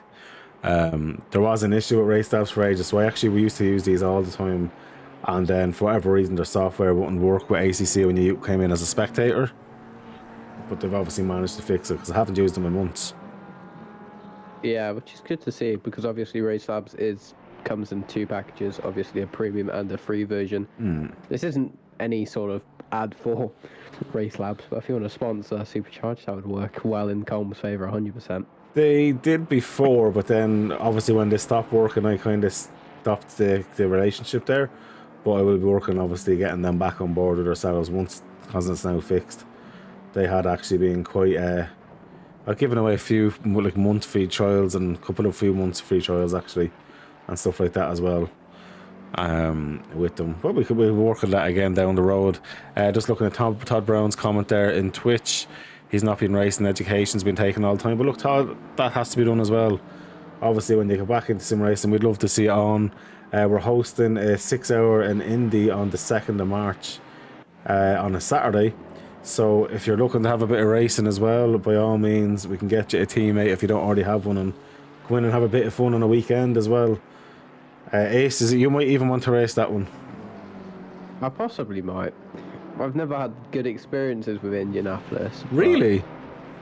I've had one good experience with Indianapolis, but it was a very chaotic race. Obviously, there's walls absolutely everywhere, and going 4-5 wide into corners on that track is just... It's never going to work, but people seem to have the optimism. Yeah, I honestly I had a really fun time there. I think it was with Matthew Gamble and Glenn Smith that I done an endurance with them with 2ID as it was back in the day. Jesus, I would say coming close to about a year ago. It was great fun. Maybe less than a year because the Ferrari 296 was only released and we used that. But it was good fun, that. I think the last race I ever did at Indianapolis would have been the Honoured 24 Hours. That was a good race, just apart from we had some...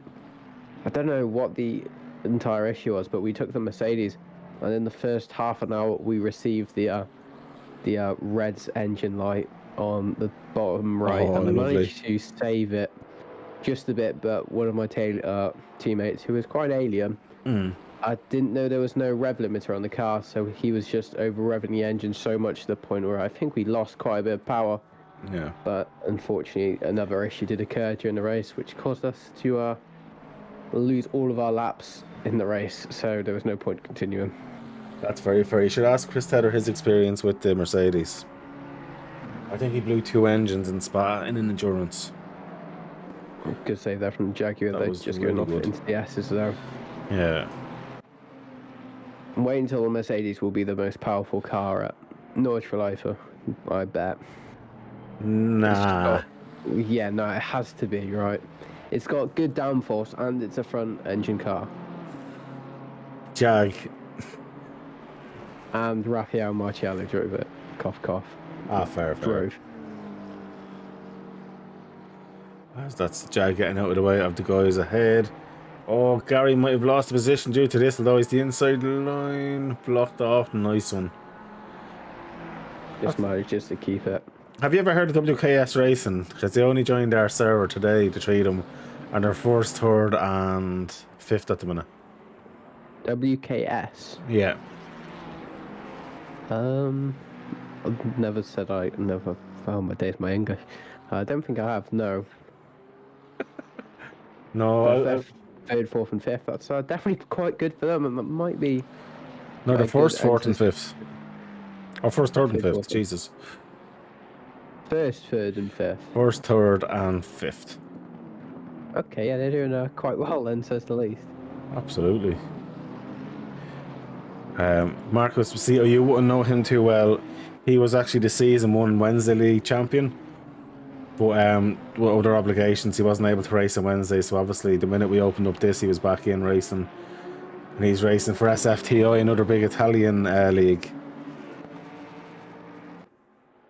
Very Europe dominant game, this. I don't see too many Americans. There are the odd ones or two, but obviously in the time zones we are in, obviously there are quite big American ACC leagues, but we don't see as many Americans playing this game than we do Europeans. No, we do have Brit when he can. I know Brit's at the Daytona. I'm sure he's having a ball at the Daytona 24-hour. Obviously it's over now, and he's probably dying of hangovers and tiredness and everything else. That last stint was nuts, I'll be honest. I did watch it on the stream. It was a bit mad. And then I got 2 podiums, so... Nice. Yeah, not complaining. Where are we on iRacing? No, ACC pit skill. Oh, nice. I haven't used pit skill in ages, actually, yeah. Legendary. Terry is such a nice lad. Is he? I wouldn't know who he is now, but... He's the founder. Oh, nice. 5th year anniversary today for them. 5 years, which is a bit nuts, but definitely grown quite a bit. They have, and Nice. very well done to them. Fair play. Fair play. There's not really much change at the minute in terms of positions because some people have pitted out a position. Where is he now? Ryan O'Sullivan, for me, is probably going to struggle a little bit more. He's only done one set of tyres because he only done a splash and dash for his first pit stop. So I'm assuming this is his only set of tyres then that he's going to take until the end of the race. So this could be quite tough for him near the end. The rest all pitted around 45 minutes in, pretty much. I would assume doing 2 sets of tyres and obviously fuel in it as well. So they're going to waste a minute of time. Ryan O'Sullivan's going to lose about 44 seconds altogether. But I just don't think it's worth it having no tyres near the end of the race here. 100%. Then again, you be a faster driver than me, you might think different. Oh, I'm definitely not a faster driver than you in ACC. That is a fact. ACC is such a weak point of a game for me.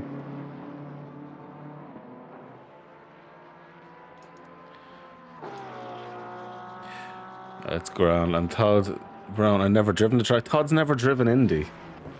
Wow. You need to give it a go. No, you need to give it a go. The one thing that drives me mad about Indy, I love driving the track. That pit lane is so long. If you're complaining about that, wait till Spa. Oh no, don't get me started on Spa. I gotta drive through there for yep.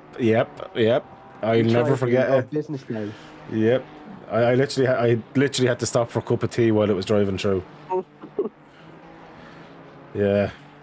I seen a lad getting a stop go 30 there. I was like, well, that's like, you might as well have given up racing. Stop go 30 there is the most cruelest thing you'll ever see. Stop go 30 hours more like. I just don't understand why they need the pit lane that long. Although you can hold up to 100 cars in that one, can't you? Oh yeah, they definitely needed it from the Spa 24 hours this year. I saw every single grid space pretty much filled up. We had about 90 cars in real life, which is great. Oh, we do see the Ferraris once again battling on track, going back to it into Sector 2 now, going through the S's. Doesn't seem he's going to be able to get the move done just before the end of Sector 2 though. Oh, it does have the slipstream though, going into Sector 3, but we do see the one I'm going to call the Valentino Rossi livery in front. He is trying to defend here going into the first-ish part of Sector 3 now. It does seem he is losing a tiny bit of time because obviously that slipstream is very strong in this game, but the dirty air is also very bad, especially going through cheetah if you get it wrong. Yeah, Gary's doing a good job with the placement of his car with his defence against Stefan Walderhauser that's in 3rd position with Gary Smith in 2nd. And it's actually not a Valentino Rossi livery. He always creates these mad liveries. I'm just saying that because of the WRT. What just happened there? It's like a big weave. Both of them weaved and swerved, and Gary's after running massively wide. Let's give him Walderhauser. Gary is going to try and get the move done though just before the end of turn 2. Manages to get it done. There's got to be some sort of switch back there though. Doesn't seem though. Very aggressive movements from both of these drivers. So Stefan Walderhauser has got the position done on Gary Smith, but yeah, very dramatic switching of lines going into corners there. That could have easily went wrong. That's what I was thinking in my head. I was like, that could have crisscrossed and a massive incident. But it looks like though, it looks like Walderhauser's actually struggling a bit with rear traction at the minute. Maybe tyre pressures or tyre temps maybe a little bit too high, or he's just stamping on the throttle a bit too much. But that rear has been loose ever since he got the move done on Gary there for the last few corners.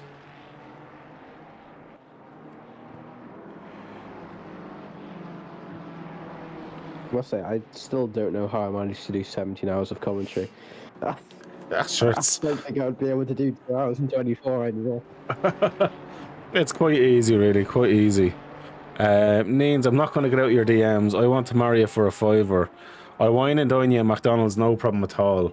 I'll even buy a can of Dutch Gold. That's how nice I am. That's in the Twitch chat, sorry. I'm just randomly talking there. Because we're live Okay, on Twitch and YouTube. Views, nothing major. They're normally better after the race. At the minute. Looking back further, Cops and Schwinger are still at it again. Cops, I have to say, is doing a great job in the Beamer. Not normally a BMW strong track, but with this was the BOP update, it might be a bit better now.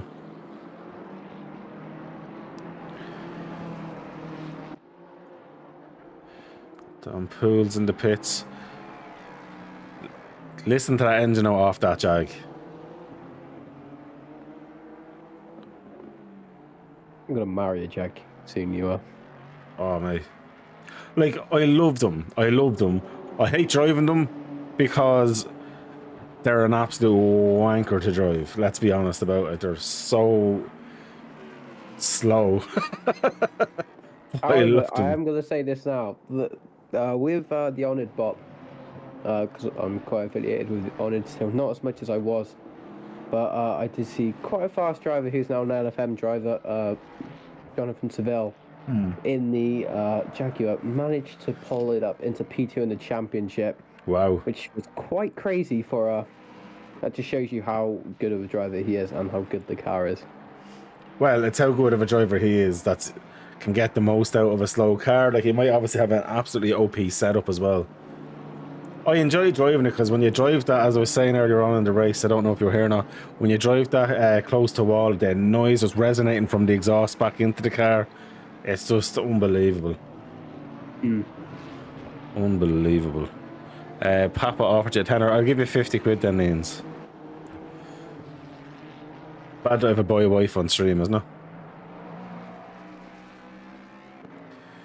But yeah, they're doing a good job there. Looking back up further, Cloudwatcher now is 21.7 seconds ahead of his teammate Wildhauser in P2.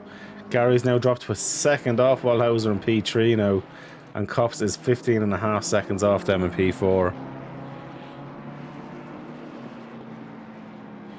Ace is 4, or Alex if no one knows who you are.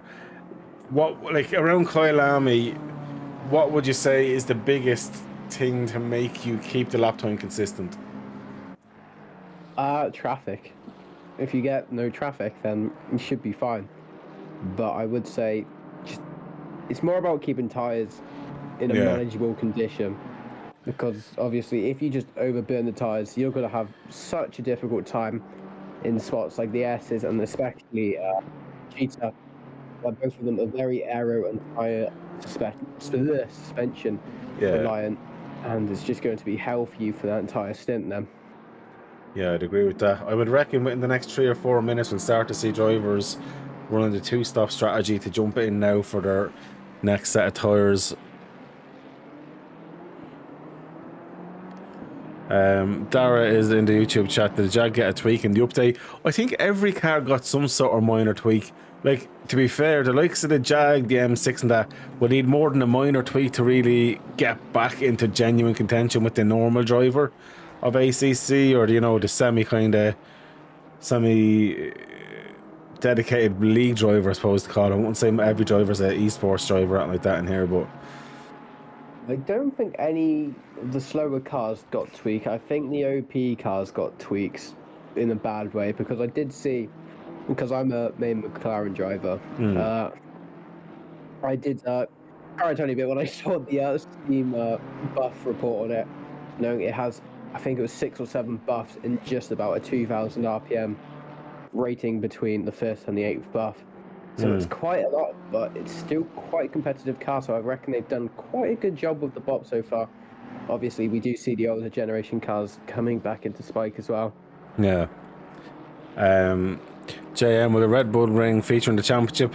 Well, the cat was out of the bag, so Bathurst last week was cancelled. I am going to be running the Red Bull ring as the last race of the season, due to the Bathurst race being cancelled, so the 8th race will be the Red Bull ring. GT2 2.4 hour.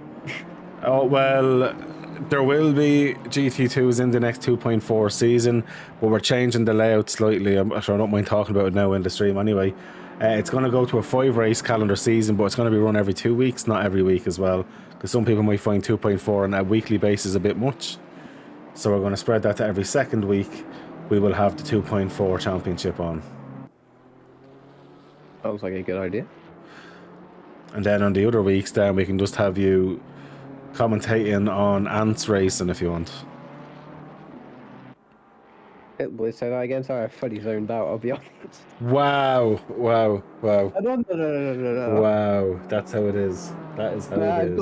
I've got nice like humidifier here because It's grand. I zone out listening to myself as well, so it's fine. That's grand, man. Actually, what I'm going to zone out, Oliver Anderson is pushing Marco Esposito here. Get on, Oliver. The Honda here, VTEC kicking in, yo. To be fair, a car I haven't seen though in some time is the R8. So 1.9, a lot of people started using it because it was the absolute shit. But now with the BOP, I think people are going away from it. But you had to really drive that car with 0 TC to get the best out of it. Oh yeah, on sketch 24/7. Oh, Chico Leanfar was a rocket in that car. I'm trying to think of other cars I haven't seen much. Lexus M6. I do see the Lexus quite a bit. M6 I see quite a bit as well. Good. I love the M6. I done a 4-hour solo in Spa with that car. It was the best fun ever. The V12 Aston. Even the normal Aston's getting quite rare. The V12 Aston's still good. It's quite strong around Bathurst. Yeah. But even the V8 Aston is not getting the love that I used to get. I'll be honest, it's an easy car. I enjoy driving it. I drove it for 5 months, and it was good. But the frustrating thing with it is the low end power. Kind of, you wish there was a bit more low end, just pushing it, quicker acceleration. It's very lazy in the low end, whether it's turbo lag or whatever it is that's built into it. But one thing with me, it seems, especially in ACC, when I'm with a car, I can't adapt to any other cars. It's only 2 cars that I'm really adapted to, and that's both the 720S Evo and the M4. So I can't really adapt to any other cars without a lot of practice. However, on like Formula cars and stuff like that, I can adapt to them very quickly, and same with prototypes. I'll be honest, I find that because I drove the McLaren, I seem to get my best times are in the McLaren. Because I got used to how you drive, because you have to grab that thing by the scruff of the neck, and it takes some abuse when you fuck it into a corner. It just sticks. And I find I'm over driving other cars with the Honda. Even yesterday, for the first stint, I was driving it as if it was the McLaren, and I was just losing it. I was inconsistent. There was just silly mistakes coming from it.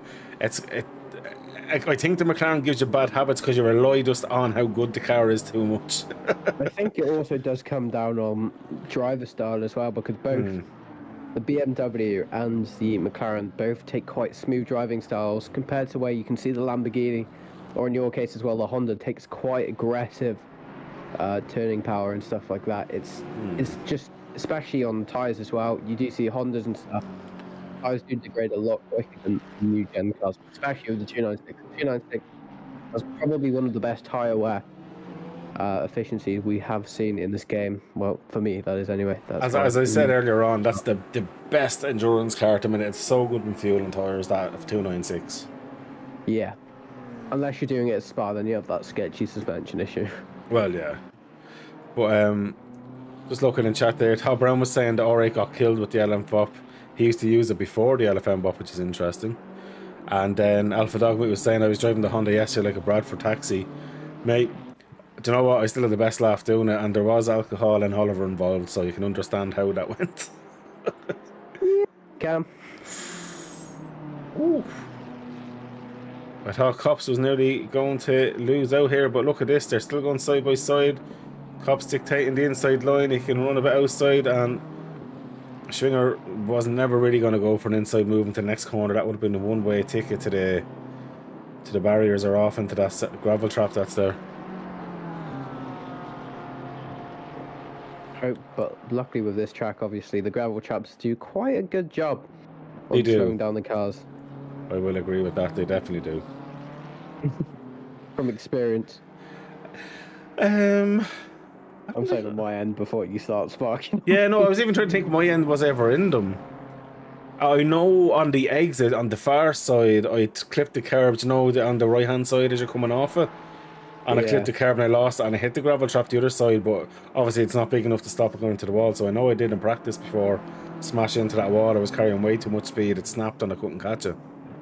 Managed to get 20 minutes on damage. 20 minutes of damage in ACC once. In ACC, 20 minutes of damage. That iRacing, I would have been Yeah. like, right, that's grand, that's what happens. that's the top of the wall if that's an iRacing. That's a good day in the office. I had it into the Nordschleife, 47 minutes worth of damage. Oh my god. Oh, it was hilarious. It was so funny. I'm sure your safety rating appreciated that. No, I dropped 0.88 that race. That's not that bad, actually. Oh, that's shit. That's That quite is bad. shit, yeah. Yeah, I was trying to think of, oh, that voice crack was awful. Because I was so close to getting on the B license, that threw me back. That was your fault for driving the noise for life. Oh no, it was grand. It was I was lapping a car. I wasn't even overtaking, I was lapping a car, and I was going around the outside and looked like he was giving the space, then he turned in on me, and then obviously in Nordschleife you're full send because you're going flat out, like there was no stopping it, there was no reacting it, and yeah, it was murder. The car was absolutely broke up. One thing we need to think of now, obviously it's confirmed that ACC is bringing Nords to the game. Yeah. But we've also just had the release of the new car class, the GT2s. But obviously they're a lot slower in corners compared to GT3s, but they're a lot faster. Oh yeah, they're unrestricted engines. Yeah. So now this thing is when Nord for Life multi-class racing comes into play, because I have a feeling that might be the most chaotic thing to ever happen to this game. GT3s will still be faster over Nordschleife. Absolutely. Other than the long main stripe, GT3s will. Yeah. I'd put me money on it. I'd put me money on it. Unless the mid-high corner speed is good in the GT2s, which I can't imagine it is. Well, I don't know. I've not given them a proper drive. Until we get the Nordschleife, we won't know. Like, Nordschleife is a track I cannot wait to get into. I absolutely love the track. Like the back of my hand, I'd be able to drive it. When are we starting a G2 series? We were actually just speaking about that earlier, weren't we? Yeah. They're hooting the Red Bull Ring. Yeah. Well, don't be worrying. There is other series coming. I won't disclose too much. But yeah, the Red Bull Ring with them would definitely be a hoot. I had someone ask me to do the Red Bull Ring for like a long endurance before I released the Indy, but I loved the Red Bull Ring. 2.4 hours is probably the max you'd want to do in it, because it's not really a majorly challenging track. It's more you'd end up just in a train there. Yeah, there's one race I'm doing in the future of this year, and that's 24 hours of Brands Hatch. Oh Jesus I think that might Christ. be a first. Yeah. God help you. Yep. But I reckon it'll be a good fun. I know it'll be great fun, but fuck me, that'll be so frustrating. It's such a narrow track. If somebody gets in the way of you once, you're dead. Oh yeah, 100%. Just even going on the fast right-hander on turn one, that just sounds awful. But I think it's multi-class as well, just to make it. So I made an error, a fatal error. I done a multi-class race in Bathurst that night. GT3s, GT4s, and the M2s. Didn't turn out too well. Good fun though. Great fun, but I was in an M2 that race. I absolutely had the best fun of my life in it. Jeanette is Alpha. There will be something soon enough, because I'm going to see can I get enough drivers. Even if I only get 15, 20 drivers for that one, I'm still going to run that series. The Jeanette is for me, as we were only talking about Ace earlier on. They are great fun, aren't they? They are very good fun. Apart from the GT86s that can easily flip, even if it does have like a pedal underneath its wheel. Yeah. And there's no Alpines allowed. Oh, what a shame. Well, they're fastest at the GT4s at the minute. Yeah, that's when you need a LFM bot for GT4s, I reckon. Yeah. Or just fuck Alpine. Genettas are fun, and to be fair, in AMS2, I love racing the Genetta kind of LMP version of the Genetta, It's great yeah, crack. prototype. Yeah. Such a good car to drive as well. So Alpha, will you be winning the Geneta series, will you? And Neens, he could not give you more than what I could imagine. Just tell Papa to stop trying to steal me wife. Stepping off is in the pits, by the way, as is Gary Smith. So this is it. They're all going in for their last stops to the end, and I'm assuming they'll be tired. So I'm going to keep an eye on how long he's in the pits for. Last time round, he was 33 seconds stationary.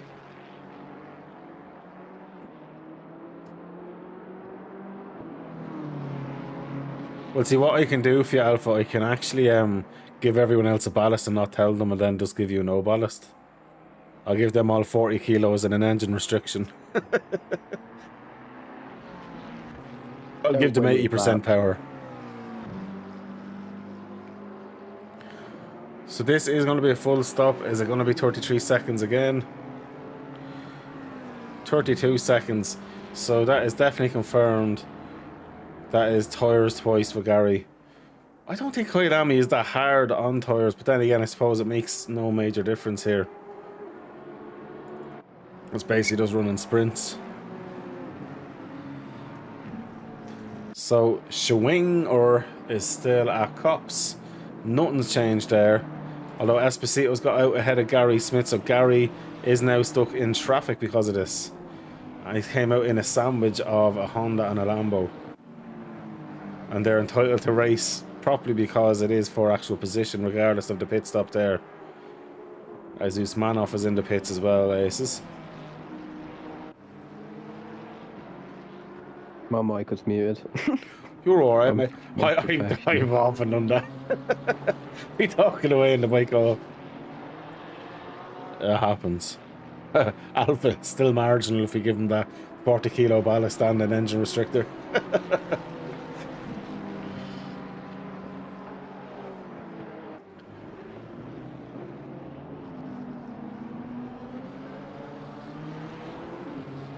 Yeah, but you let me know when you're free. You never got back to me. I think you were checking with the assistant the last time and you never got back. I'm more than happy to go through commentary and how to do broadcasting and stuff with you, mate. That's not an issue at all. Just let me know when you're free. Obviously, I might actually be able to help you out on Wednesday as well because I have Ricky DC is confirmed for doing comms this Wednesday and Split One on my YouTube. So I might be able to have a free hour with you if you want while that's on. While I'm doing other stuff in the background, I can go through that with yourself. Or Tuesday, Thursday, Friday, Saturday, whenever. Just let me know. I'm more than happy to help anyone. Other than Wednesday, because obviously I do comms or Sunday. Oliver Anderson in the pits now as well. So Schwinger's got out. Interestingly now, will Schwinger get ahead of Cops? Now Cops ran longer the last time. The only good thing for Cops is even though he'll be on worn tyres, the other tyres are going to be a little bit on the cold side and going to have to take a lap or two to really kind of grain in properly and rubber in. Oliver Anderson in the pits. Clean watcher. Andreas. I ruin people's names, by the way. Oh yeah, welcome. You're not the only person. I think every comms is the same. Stefan Wildhauser. Oh, really? There's this name that goes... wait, I want you to try pronounce this name before I say how you pronounce it. It's spelled F-E-I-G-E. F-E-I-G-E. Feig. No. Feigig. Feiger. Yeah, and I got told on stream to look up how to pronounce it, which... Hello. Not fair enough. My name is the Feiger. Hello. He's definitely not Russian, he's definitely German. 9. we won't get into that with Dominic. I always give him shit. I was not expecting that, I'll be honest. 9. Have you not spoken to Oliver yet?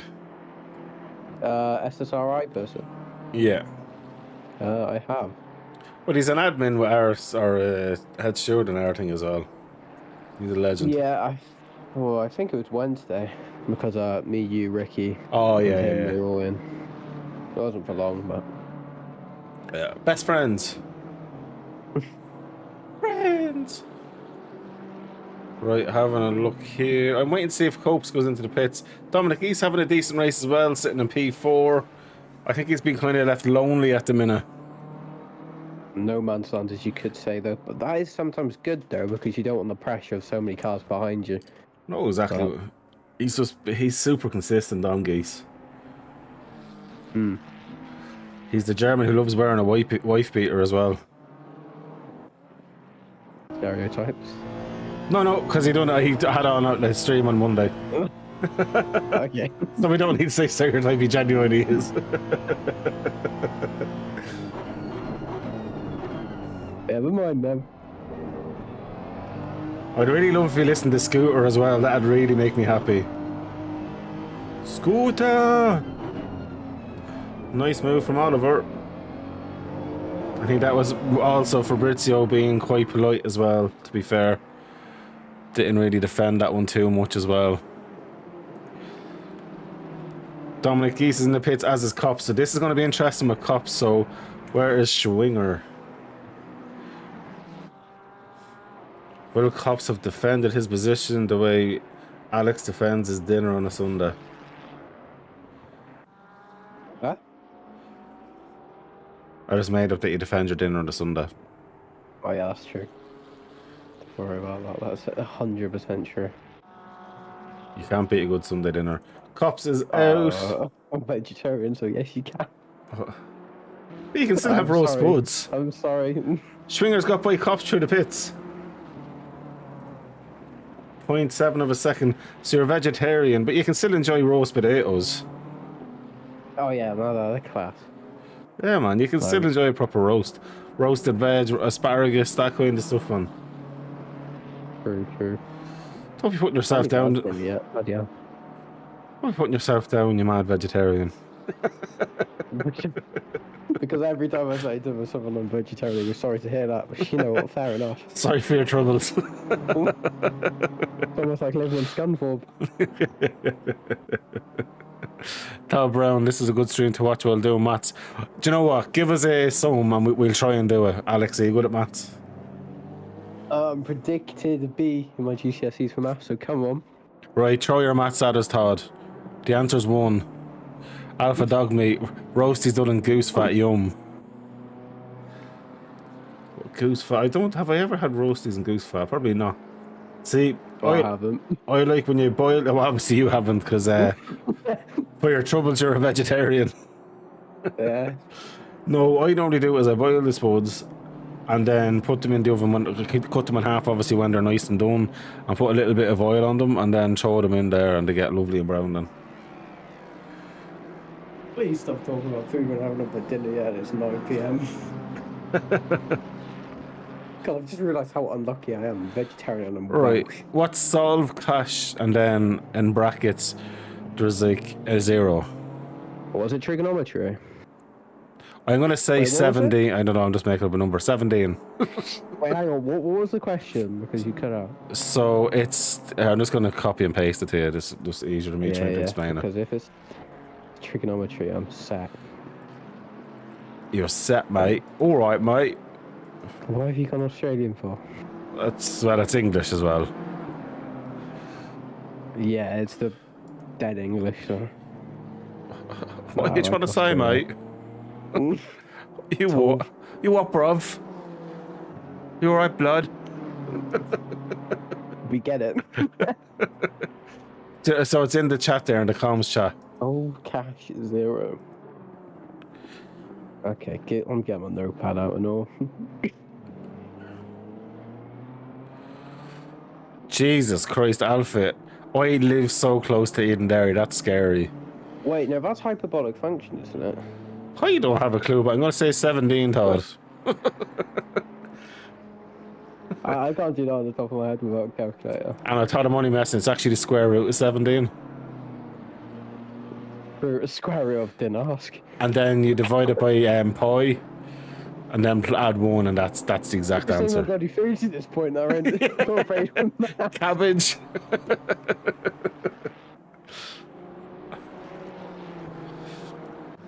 So media is in the pits as we're getting with the race going on. Gary Smith's up in P3 again now. Well, I forgot there was a race actually. So yeah. did I. Maybe we'll go back to that. It's hyperbolic, is what Todd has said. To be honest with Come you, on, at least they got something right. it doesn't seem like hyperbolic. It seems like a load of bollocks. What are you doing it for, Todd? Much Believe me, is it gets irrelevant worse. then. As long as you can calculate how much fuel you have for the race, you're fine. Oh, Alpha Dogme, the value of cash 0 was 1.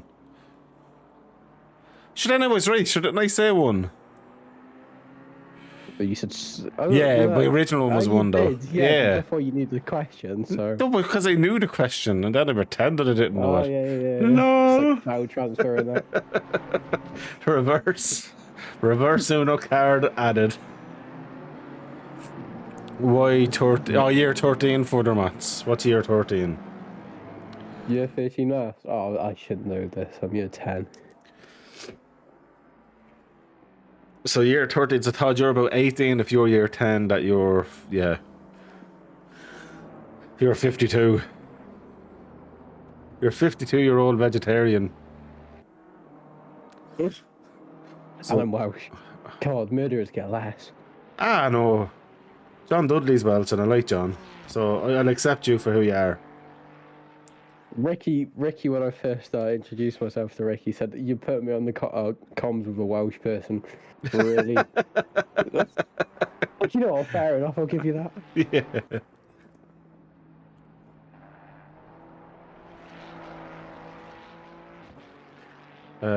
Let's show it up on the screen while I'm doing that. Oh, Esposito's in the pits now as well. So Cops is now up on the P5 behind Swinger. Gary's there. Where is Oliver Anderson in P10? But there is Leon. This still has to pit as well, as Esposito has pitted. Has Oliver Anderson got ahead of Esposito? Because they were quite close at one stage. Todd Brown's asking where in Wales are you from. Todd, are you hardly Welsh as well, are you? I was going to say it's like 0.5% Welsh. It's like, yeah, we'll accept you into the Welsh community. Welsh are desperate to take anyone. I'm just on the outskirts of Cardiff because I'm absolutely weird. Now, Todd Brown turns out to be basically a vegetarian as well. I'm going to call coincidence and say that it's actually you on a fake profile messaging him. It's just identity fraud at this point. Yeah, it really is. It's gone beyond what I can look. Are you 50 as well? 52-year-old Welshman in year 13 and year 10. Vegetarians for their troubles.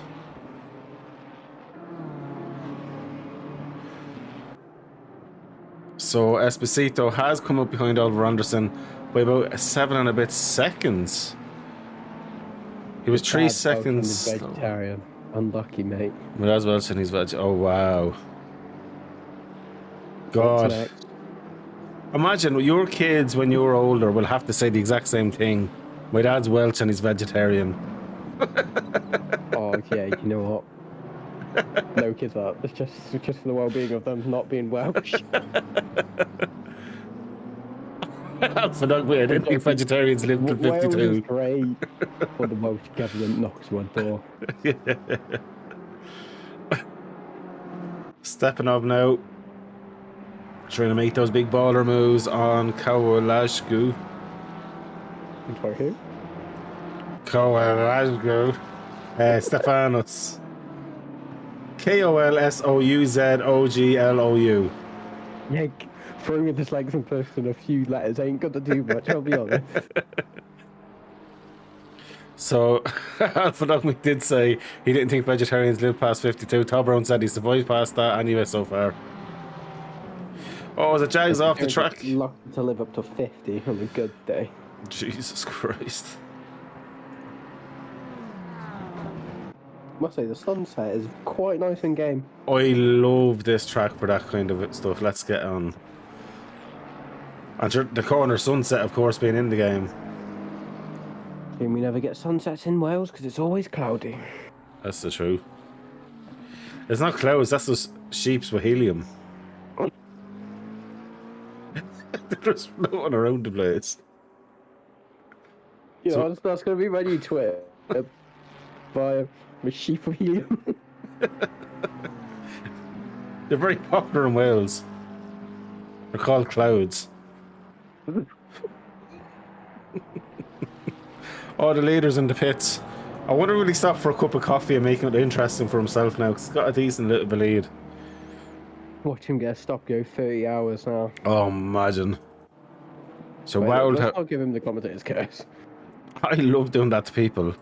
Oh, He's would not be a going to shame if he got a crash. drive-through Yeah. penalty. I'd hate to see him dropping it now. Oops. Would be such a shame if there's a disconnect in this race. I just love to see the Jags magically winning the race. Duffy and Clark, I mean, 1-2. he's got the power. I really could after the race. Sorry, lads, they're all banned. Why? Because the Jag. Stop go 30. Yeah. Well, the Jag needs it a little bit. They've been lapped once or twice. I reckon you just give it -40. What I could do... Race. No, I meant the races afterwards. I won't even bother putting times in. I'll just move them to the top. Qualifying for no one apart from them. Yeah. That's about right. What do they say? Why automod me, fam? What the fuck is automod? Auto mods, that's when you've been a naughty person. Why auto mod me, fam? I didn't automod you, unless there's a bot running on that, which I don't remember. I think there is bots running on Twitch. I don't know. I haven't really looked at Twitch properly in ages. I really need to look at my Twitch and see the settings, because it's been so long. I mean, yeah. Drink up. Yeah.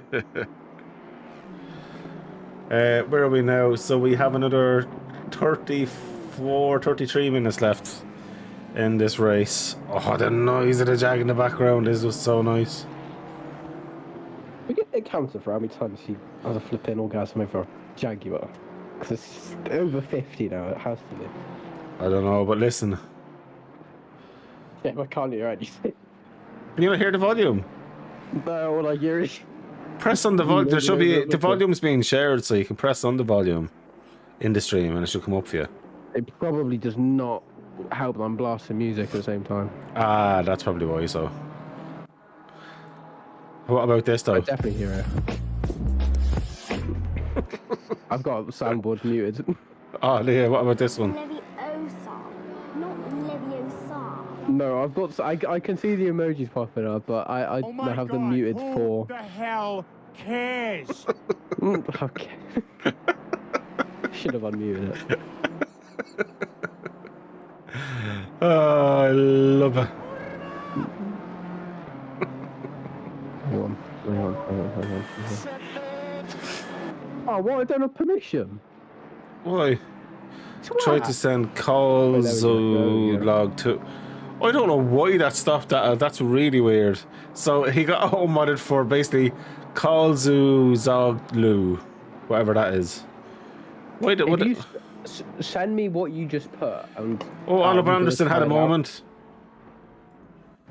What's happened, Oliver? Oh, I'm going to go get my drink refilled up while I'm going to flipping die of dehydration. 1 second. Yeah, no, but I'm going to find out what's happened, Mr. Oliver. So there's contact by the looks of it. Let's have a look here.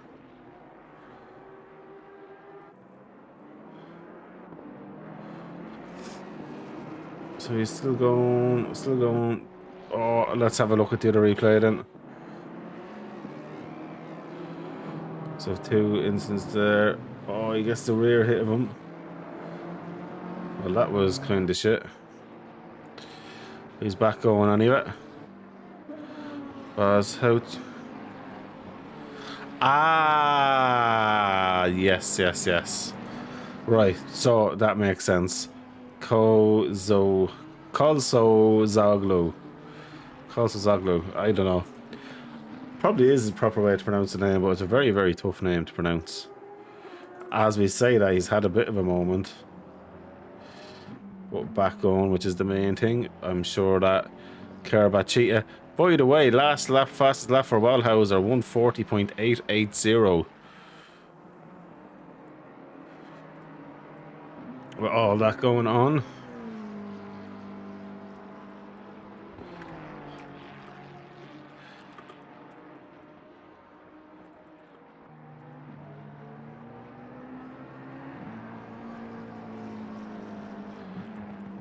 Oh, it's a Turkish name as well. Fair play.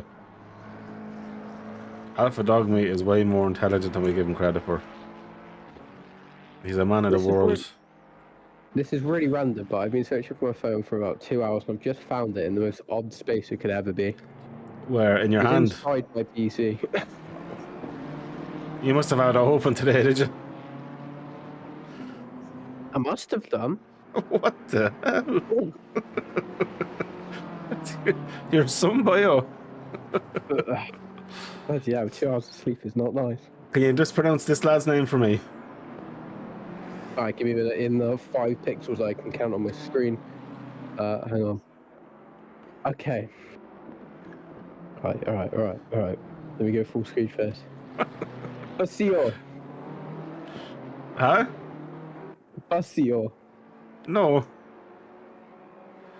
So it's FU space KEN space SLO. What the well, I've only got FUSLO here. It's actually his full name, it's on the stream. It's Fuken Slow. Fucking slow. That's Oh, a great name. it's a brilliant name, though. I want mine to be fucking mediocre. Yeah, that's very true. That's me, anyway. Yeah, that sounds like me. You're kind of slightly higher. You're slightly above average of I'm mediocre. I'm like a flipping dried out yolk. I'm washed. Wait, do you have these new pedals, bud? Oh yeah. So, kind of set a world record. Hopefully. well, this is the world record. Can you beat a 140.880 around Kyalami? I have done before. With the new bop, though, that would be interesting to see. Can you do that? I think this week I did a 141 flat. So I'll try when I've got Kyalami and Pits go. I think it's next week. I think Dominic East, after getting himself a drive-through, he is. Oh god, the commentator's curse really did happen. Not for Dominic. I wouldn't do it to Dominic like that. Although he cheated on Oliver and used Tether as his teammate in Amigos. It would be a shame though if it happened again, right? It would be absolutely awful to see Dominic Keys. Devastation. It would be heartbreaking to see him get another drive-through penalty. Lol. Or I a mean, disconnect. I know, I had 3 of them yesterday. That was fucking horrendous. I wouldn't wish that on anyone. It's so annoying. It's so... We still stayed in race anyway with 3 disconnects, but it would just brown you off. I don't think I've ever had a successful race at Kyalami, I'll be honest. I've had just fun, enjoyable races there. The 30 odd, I think it was 30 or 40 Jags. We done a drag race here. I forced the old community that I was an admin in to do a Jag race, and it was the best fun ever. What community was that?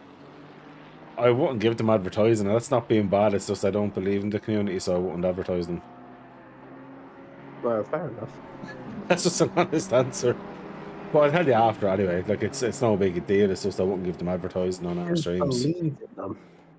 That sounds very controversial, but fair enough. No, it's not. It's no. Look, it was just I didn't agree with the way they had the student team and had people that didn't have experience in leading it, and it was just wrong decisions which I didn't agree with, and that's why I stepped down as an admin.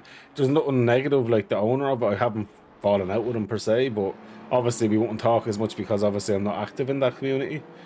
But I didn't fall out anyone. I decided to leave before I ended up falling out and just going mad at people because it was frustrating seeing things wrong that you couldn't fix. That's all. That's fair. There was no mad drama or mad story behind it, really.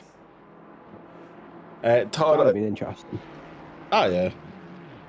But something really cool happened the other day. I'll say after your interesting part about the race. no, I wasn't going to say anything interesting at all about the race. I was going to actually ask Todd a maths question. Go on. Oh god. So I was walking to school, right? If I walked to school 5 minutes earlier, I would have been crushed by a lamppost. How? I know, that's so cool. The wind, I think it was last week, caused a lamppost to fall down, and this is like a proper floodlight on the football pitches we have. And yeah, it was quite interesting to say the least. All you heard was a big clang, Yeah, And then I'd there was say so. police tape the other day before it. So, welcome to Wales. Wow. Let's have a look here. This is a replay of Seller having a bit of a moment by himself onto the running wide, and the usual running wide there. You go for a little kiss into the wall and back you go. Neens, I'm banning you from talking because you're only putting negativity on me. Papa Wallace has nothing to do with me marrying you, nor will he ever have a say. I tell Papa I'm going to be a man here and just take my woman. He has no interest or no say in what I do. Of the Welsh unless it's rugby season. Yeah, but now we just lost our best player, so you guys are fine. The Irish are going to win. I'm seeing a Not Grand Slam this year. necessarily. We still have obviously a few players. Obviously, we're losing Johnny Sexton, which is a key player. Yeah, Although, but we are losing Lewis, so yeah. But look, it's changed all the time. But like Wales have a very strong team. Even the youths coming up have a very good youths team. England's the same. Rugby has never been in a better and more healthier place than what it is lately. Being absolutely honest. we've got, what was it, Six Nations this year, or is it Yeah. Autumn Nations, one of the two? And of course, I was glad South Africa won it when in the World Cup. I'm glad South Africa won it. If Ireland couldn't win it, that's who I wanted to win it. I like South Africa. I'm just going to read out what I've just seen in chat. My Yeah, Welsh mate's wheelie bin just got blown down the road and got a speeding ticket. that's Welsh logic though, because they're vegetarians. They get very angry. Yeah, but it's also the 20-mile-an-hour speed limit. So Okay. you can walk faster than that. Oh, Just put your mate's you know what I'm gonna license plate say? on, you'll be fine. That's true. But the sound of that jag though, have you heard it? Do you want to say it one more time? Yeah, the sound of that jag. Joe, I'm going to go on board with it here because we should hear him if he goes close to the wall and stays on the inside. Hear it resonating now. Oh! Yeah. Get back closer to the wall, you hooer. Get out into the wall. 51. He's P1, yeah, in the jag. No, I said that's the 51th time you've mentioned the bloody jack. There's a jag on tracks for two of them. My boy Oliver. Right, now Sullivan's had a quiet one.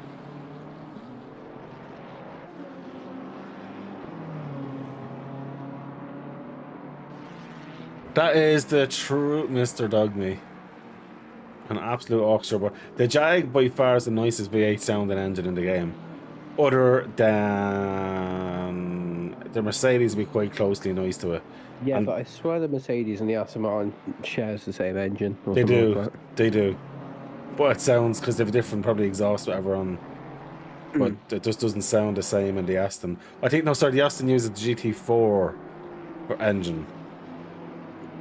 Hopefully they manage that. It's like there's D-restrictor or something like that, but it's definitely the GT4 engine, I'm pretty sure they run from the Mercedes. I'm fairly positive of that. The M6 I love the sound of just for the dump valve. That waste guy. It's just a thing of beauty.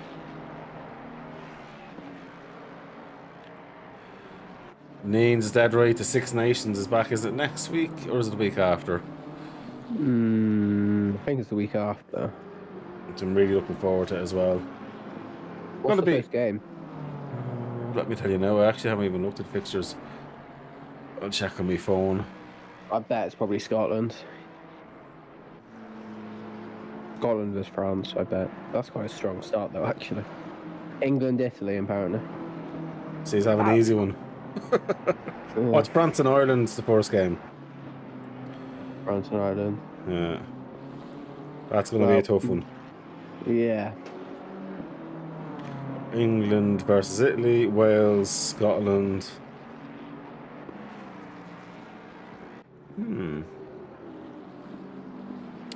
Scotland and Wales would be a much tougher game. England should beat Italy. Ireland and France would be a tough one as well. England at least have an easy first game for them. Yeah, That's no but offence we to nearly Italy. lost. We lost to Georgia and nearly lost the second time. So Georgia are a decent team though. Like this is the thing. There's some of the teams, yeah, they mightn't rank the highest, but in their day they're a strong team. You can't really. There's not many teams that you could say are majorly bad, other than the likes of Romania or that, which is obviously fair enough. Like even Portugal, a team of like literally semi-pro players, done a great job. They done themselves very proud in the World Cup as well. That's what I'm saying. Rugby's in a very healthy place. There's some amazing players out there, and seeing this like the smaller kind of countries getting really strong teams, it's great to see it. Like, and even Japan still has a decent team as well.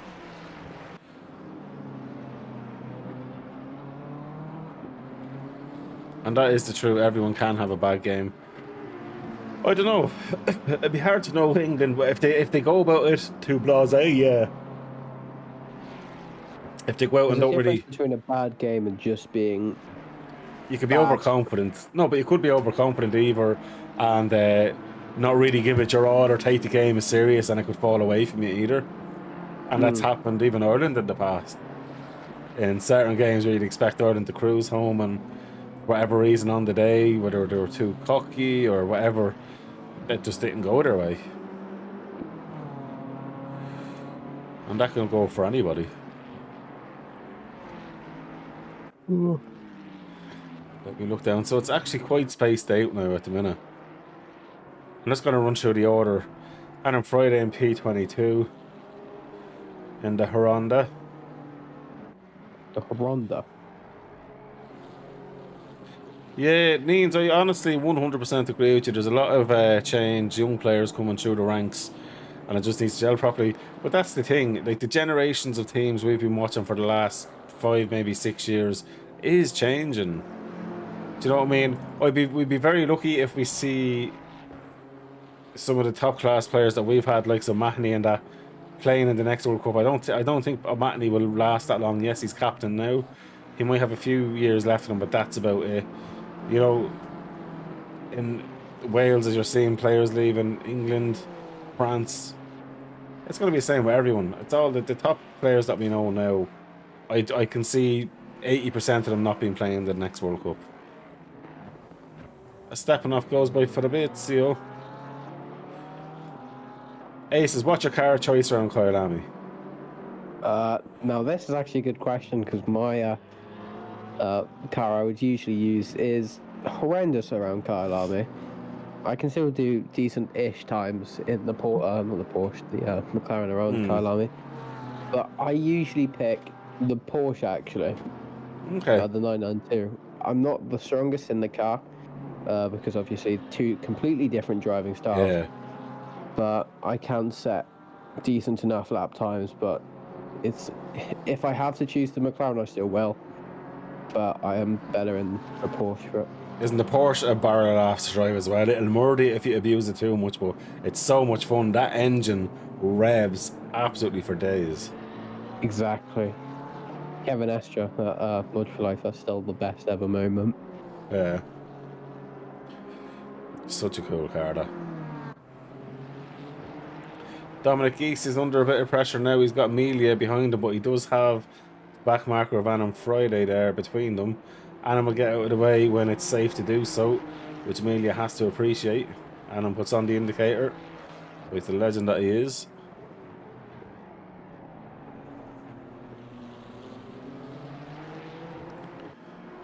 And 1.4 seconds off it. We'll go back on to stepping off. He's doing everything to get by Fabito. It's weird. The Beamer isn't as strong as it normally is around here. I remember the Aston being super strong around here actually as well. The Aston was very strong around this track. Yeah, I think that was 1.8. Obviously the new bot. Yeah.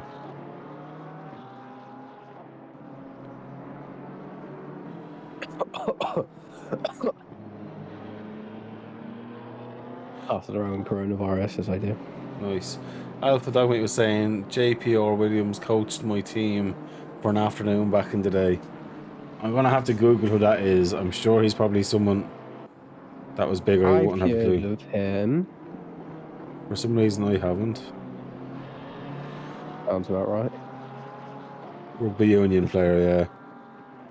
He died in 2024, actually, in January the 8th. Rip to him. He was born in 1949 on March the 2nd.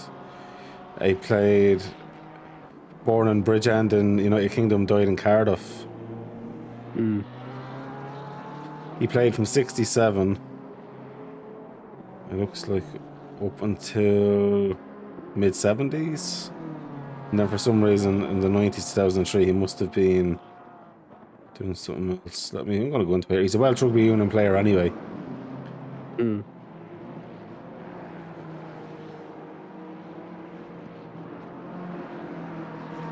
Let me have a look. I'm going to go through it all here now. So he had done 55 caps with Wales, 8 caps with the British Lions as well. So 1969 to 81 he played Wales. That's a long career as well, and back then rugby was way more physical in terms of no safety or understanding and tackling as well. That would have been fucking rough. He would have been a hardy fucking hooer. I have a feeling he was the person who nearly got half of his face bloody chopped off with a stud. I have a feeling if it's him, because He won Yes. Grand Slams in 71, 76, 78. And is particularly remembered for his record against England. The 10 tests between England and Wales, he scored 5 tries. Exception for a fullback, wow. And was never on the losing side. So they beat England 10 times in a row in that time. Fuck.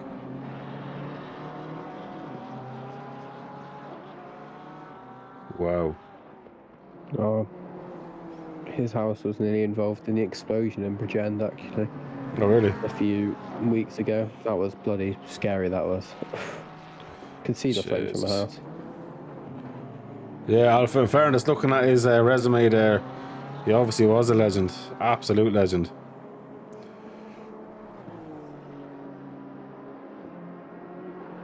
How many Welshies are there in Supercharged then?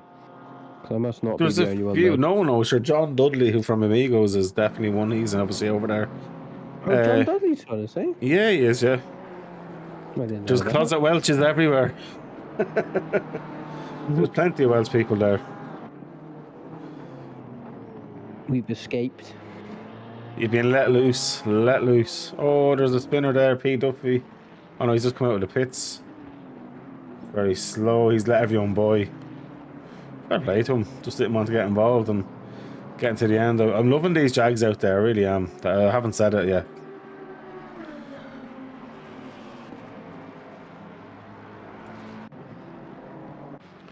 So Ryan's doing. How was Oliver down in 13th? He was much higher than that earlier on. Oh, sure, the incident with your man, that's why.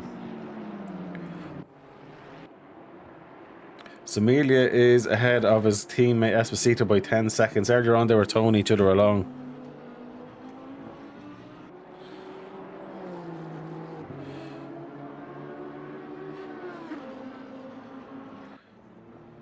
Dominic Geese, P6. Cops, I think, is kind of held on for P5. Stringer's pulled 8 seconds out on him since we last were on with that battle. Then Gary Smith's 12 seconds now behind Wildhauser, but Gary still in P3.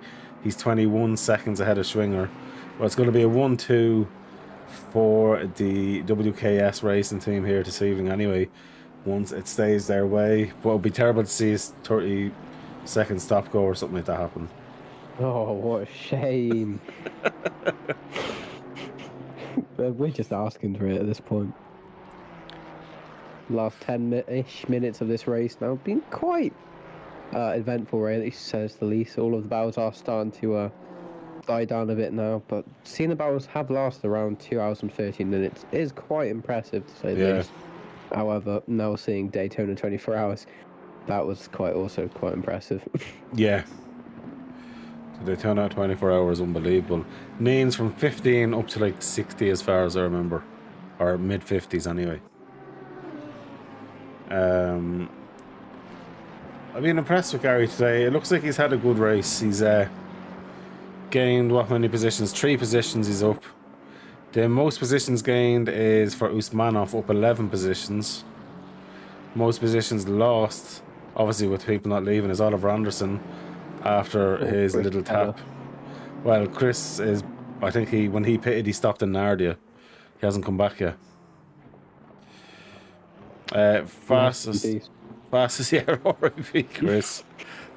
244 kilometers an hour on the speed trap for Copes and for Seller.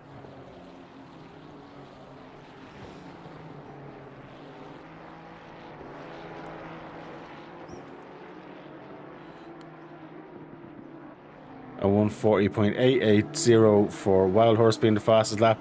Clownwatcher and P1 a 140.887. So 0.007 between the two teammates as well.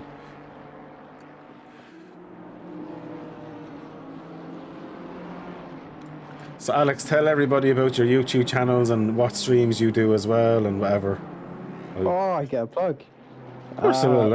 I'm not one of these people. So I've already told you I don't care. That's why I let you stream your own thing, get the views.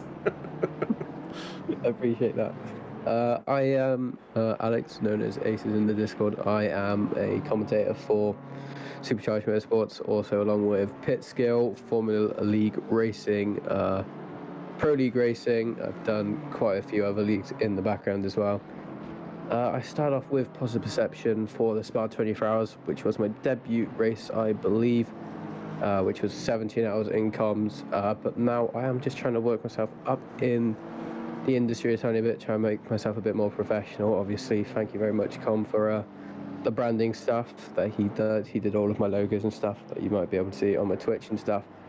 I am still doing the Wednesday League for now, for Com and the team, and I'm hoping to do it for as long as possible before I have to depart ways. But unfortunately, I had to depart ways with ART as well earlier on because I had some other work coming up, but I have some very cool things coming up in the future as well.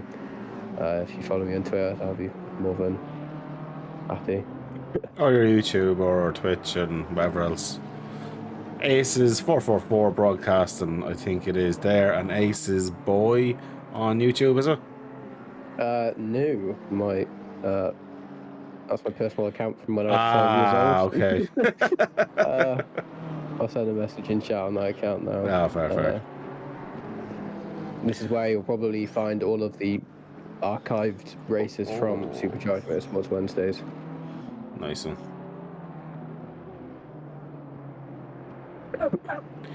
Ah, yeah, Aces 444 racing, there you go.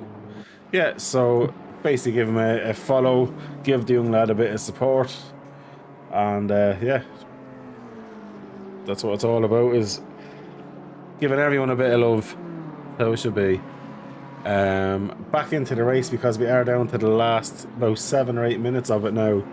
I do forget there's a race on sometimes talking away, as what happens in comms. But Oh, did I gosh. tell you the Jags? Yeah, go on. We're on with one now. As you can tell, it's a very high-tech dash in it compared to the newer cars. 53. Going upwards. Absolutely. Did I actually mention about the Jaguars as well earlier? No, did you? No. So John, tell me about them. Like a car, you know, believe it or not. Actually, I love them. Just the noise of them alone. Shit. Oh, their balls are wank, but I love them. I'll never let anyone dog them, really. Although we all know deep inside we hate them, but everybody secretly loves a Jag. If I don't see a Jaguar poster in your streaming room in the next 24 days, I will be. I have a tattooed on me. It's a Jag. You actually? No, but I should do it. What do I have to say? If I get up to 500 followers on my YouTube because of this video, I will get it because of the Jag tattooed on me. It needs Jeremy Clarkson's face on it, though. I'll do it. I'll gladly do that. But this will never reach 500 followers, so I'm absolutely fine with it. Oh, there is no doubt that there might be. Well, there's 500 followers on the Twitch. Yeah, but on my YouTube, it's only like 200 and something. I'm not going to gain 200 followers or whatever it is, 250 followers. So I'm more than happy to say that, because I know I'm not going to get that. So I'm very confident with that. I quickly picked some people. Everybody, get on here now. This dope's going to get Jeremy Clarkson tattooed them. That's me on your forehead. Yeah. Oh, Jesus Christ. Not in my line of work, would. It might be frowned upon. Put a barcode on your head as well. May as well. That'd be hilarious. There's a person, I don't know here, I think I just saw it on like a Twitter account. He's tattooed his Tesco Club card onto his hand. Jesus The Christ. most useless thing ever. What a dope. Welcome to Britain, mate. He obviously loves Tesco's. At least we're not Americans, because I know so many people True. think the UK isn't a country and they think it's a continent. If you're one of those people, mate. Is the UK not a continent bigger than America and Europe put together? I thought it was. Oh, you may as well just say the sea's a bloody continent. ChatGPT, how do I... Should we put him 500 followers? Fuck off, Alpha. Do not. Too hot and dodgy. Alpha, do it, please. No. You sure it's worth for no Fuck genuine off. products? No, I'll make sure that it has to be genuine. Fuck that. We'll make them genuine. You can't make fake accounts genuine. Yes, we can. It can fuck Watch right me. off. They need to be real people that post. Oh my god. The easiest way to fuck up my life. Although I have one really embarrassing tattoo on me already. Is it like 69 or something? No, do you know the film Anchorman with Will Ferrell? No. Right, so he says a line in it, so it's basically really sexist 70s news anchor. And he's like, I don't know if you know this, but I'm kind of a big deal. I got that tattooed on my forearm. There was alcohol involved. Achievement unlocked. Oh yeah, get that tattoo. He's bought 500 followers. Watch. You better not. I've got Easiest YouTube. way. There's been a bot attack on my thing. I've got loads of fake followers. Hang on, I'm not subscribed to this account. One closer. Ah, fuck off. You'll spend the next few days just doing it up. I'm gonna make every single account. I'd cry. It's an gonna amazing be a story, film. though. It's gonna be like a line from a movie or something. Just an entire script. Yeah. Every word. Oh, Oliver Anderson's got by Chatzingas. There was actually a move on track. We missed it. Let's go back and look at it. He got it around the outside of Cheetah by the looks of it. No, even before Cheetah was done. And the Buzzing Hornets. Beautiful Honda. Although he's lost it back. These guys fighting hard at it. Although he's got it back, he's seen Chatzingas was going too hard and too deep. That's what she said. But he's got it done. Fuck's sake. I didn't say that. Oh my god, I'm so glad this isn't on my channel, man. Why are you saying way worse in my streams? If you look back at some of the streams I done even a year ago, the shit that was said in them. You should just see what I put in general chat a few minutes ago. That's I want that as my new profile picture soon. In which chat? In Supercharged. Supercharged General chat. It's just a tweet I saw. I found it quite funny. Nice. Or Nazis. Purple Nazis. Oliver would love that. We're actually down into the last lap now. What are we doing? Right, we're on the last lap. We're on now with the race Talking leader. about Nazis, mate. Yeah. Andreas Kleinwacher in his Ferrari for WKS with his teammate Wildhauser in P2, Gary Smith down behind him in P3. Wildhauser's coming in. I'm wondering, are they slowing down to go in unison over the line? I think that would be a kind of cool thing to see. And I was looking at the time dropping down, so I'm wondering, are they going to do that? Will they slow down, cross the line together and be like, yeah lads, we did it.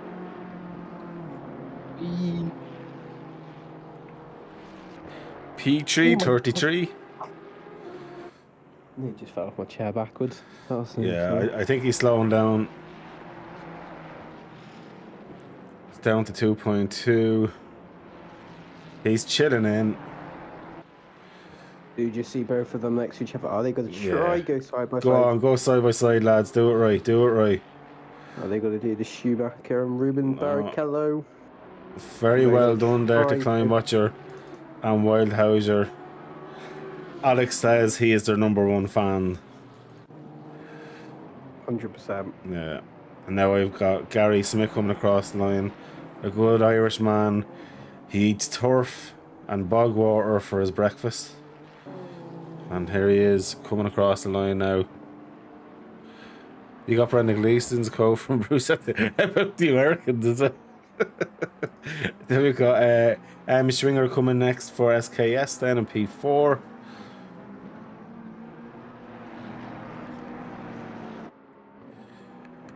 Coming around, that's great job from them, or WKS. With Copes then in P5. Dominic Geese coming in P6.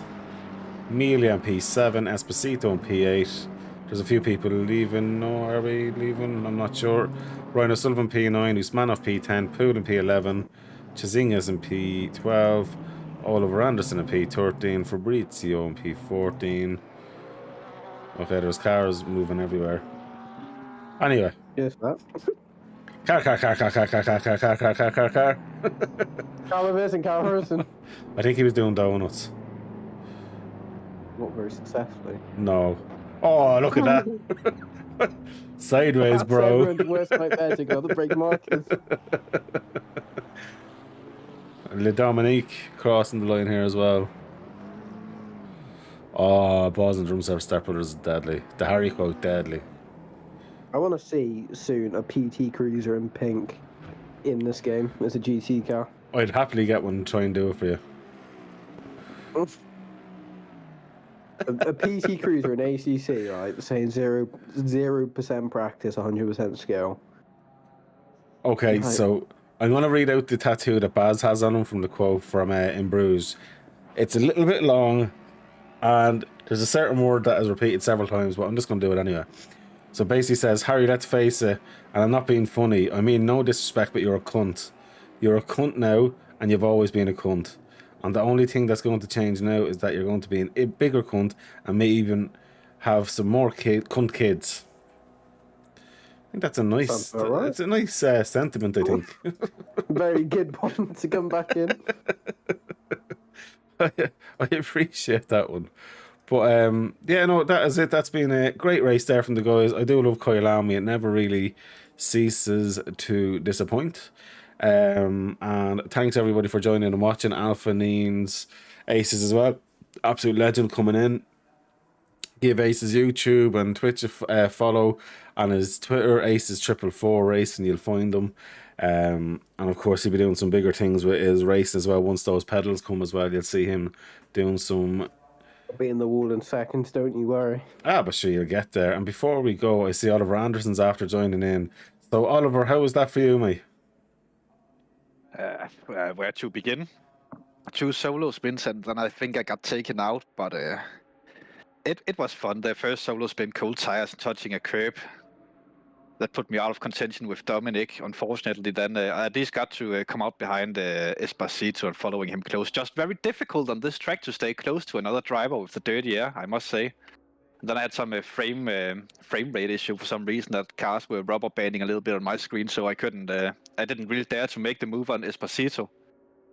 Then I tried the undercut, and it worked on Esposito, and I got close to the guy ahead of him as well. It was really fun. Made the move, and I don't know exactly what happened there, but we had contact. I spun, and for some reason I got the car launched, but then it just died again, and every time I tried launching it, it kept dying for me, so I ended up having to stop the car to get something sorted. I didn't have enough speed at that point after I got it started the first time to make it off the track, so it was a little bit iffy, but I got it going. And then the second solo spin after that, I knew that my race was basically over. And when I saw the gap to O'Sullivan, then then I just then I lost focus a little bit, and we had and then I had another big spin, unfortunately. So that was how my race went. Besides that, I think P7 was definitely on the card. Could maybe have battled Dominic from P6, but it is what it is when you drive a Honda. You know Yeah, that, Mooney. you were lucky. You were just unlucky. I honestly think you deserved a higher result. Unfortunately, what happened. Of course, as you're a steward, you know, just put in a ticket and that could be rectified. But you know, shit happens. But all in all, you actually had a really good race in the Honda, man. Yeah, I would say so. The Honda was surprisingly quick. I think after the Kuno's Bob came out, then the Honda might have gotten a little bit of love again. Yeah. It's nice to see, and I signed up with the Honda before the Bob came out, so no one can plant me for picking a fast car. Well, to be fair, it looked very fast to me. Oh, it was. It had super pace. Super pace in the Honda today. It was eye-watering. Eye-watering. We were like, who is this kid?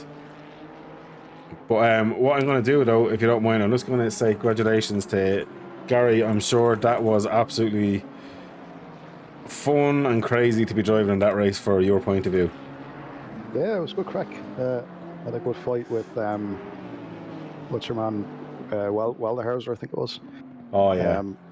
Yeah, that was some great fighting. But yeah, just managed to have a clean race, keep it out of trouble, and yeah, the result kind of came to me that way, you know. So yeah.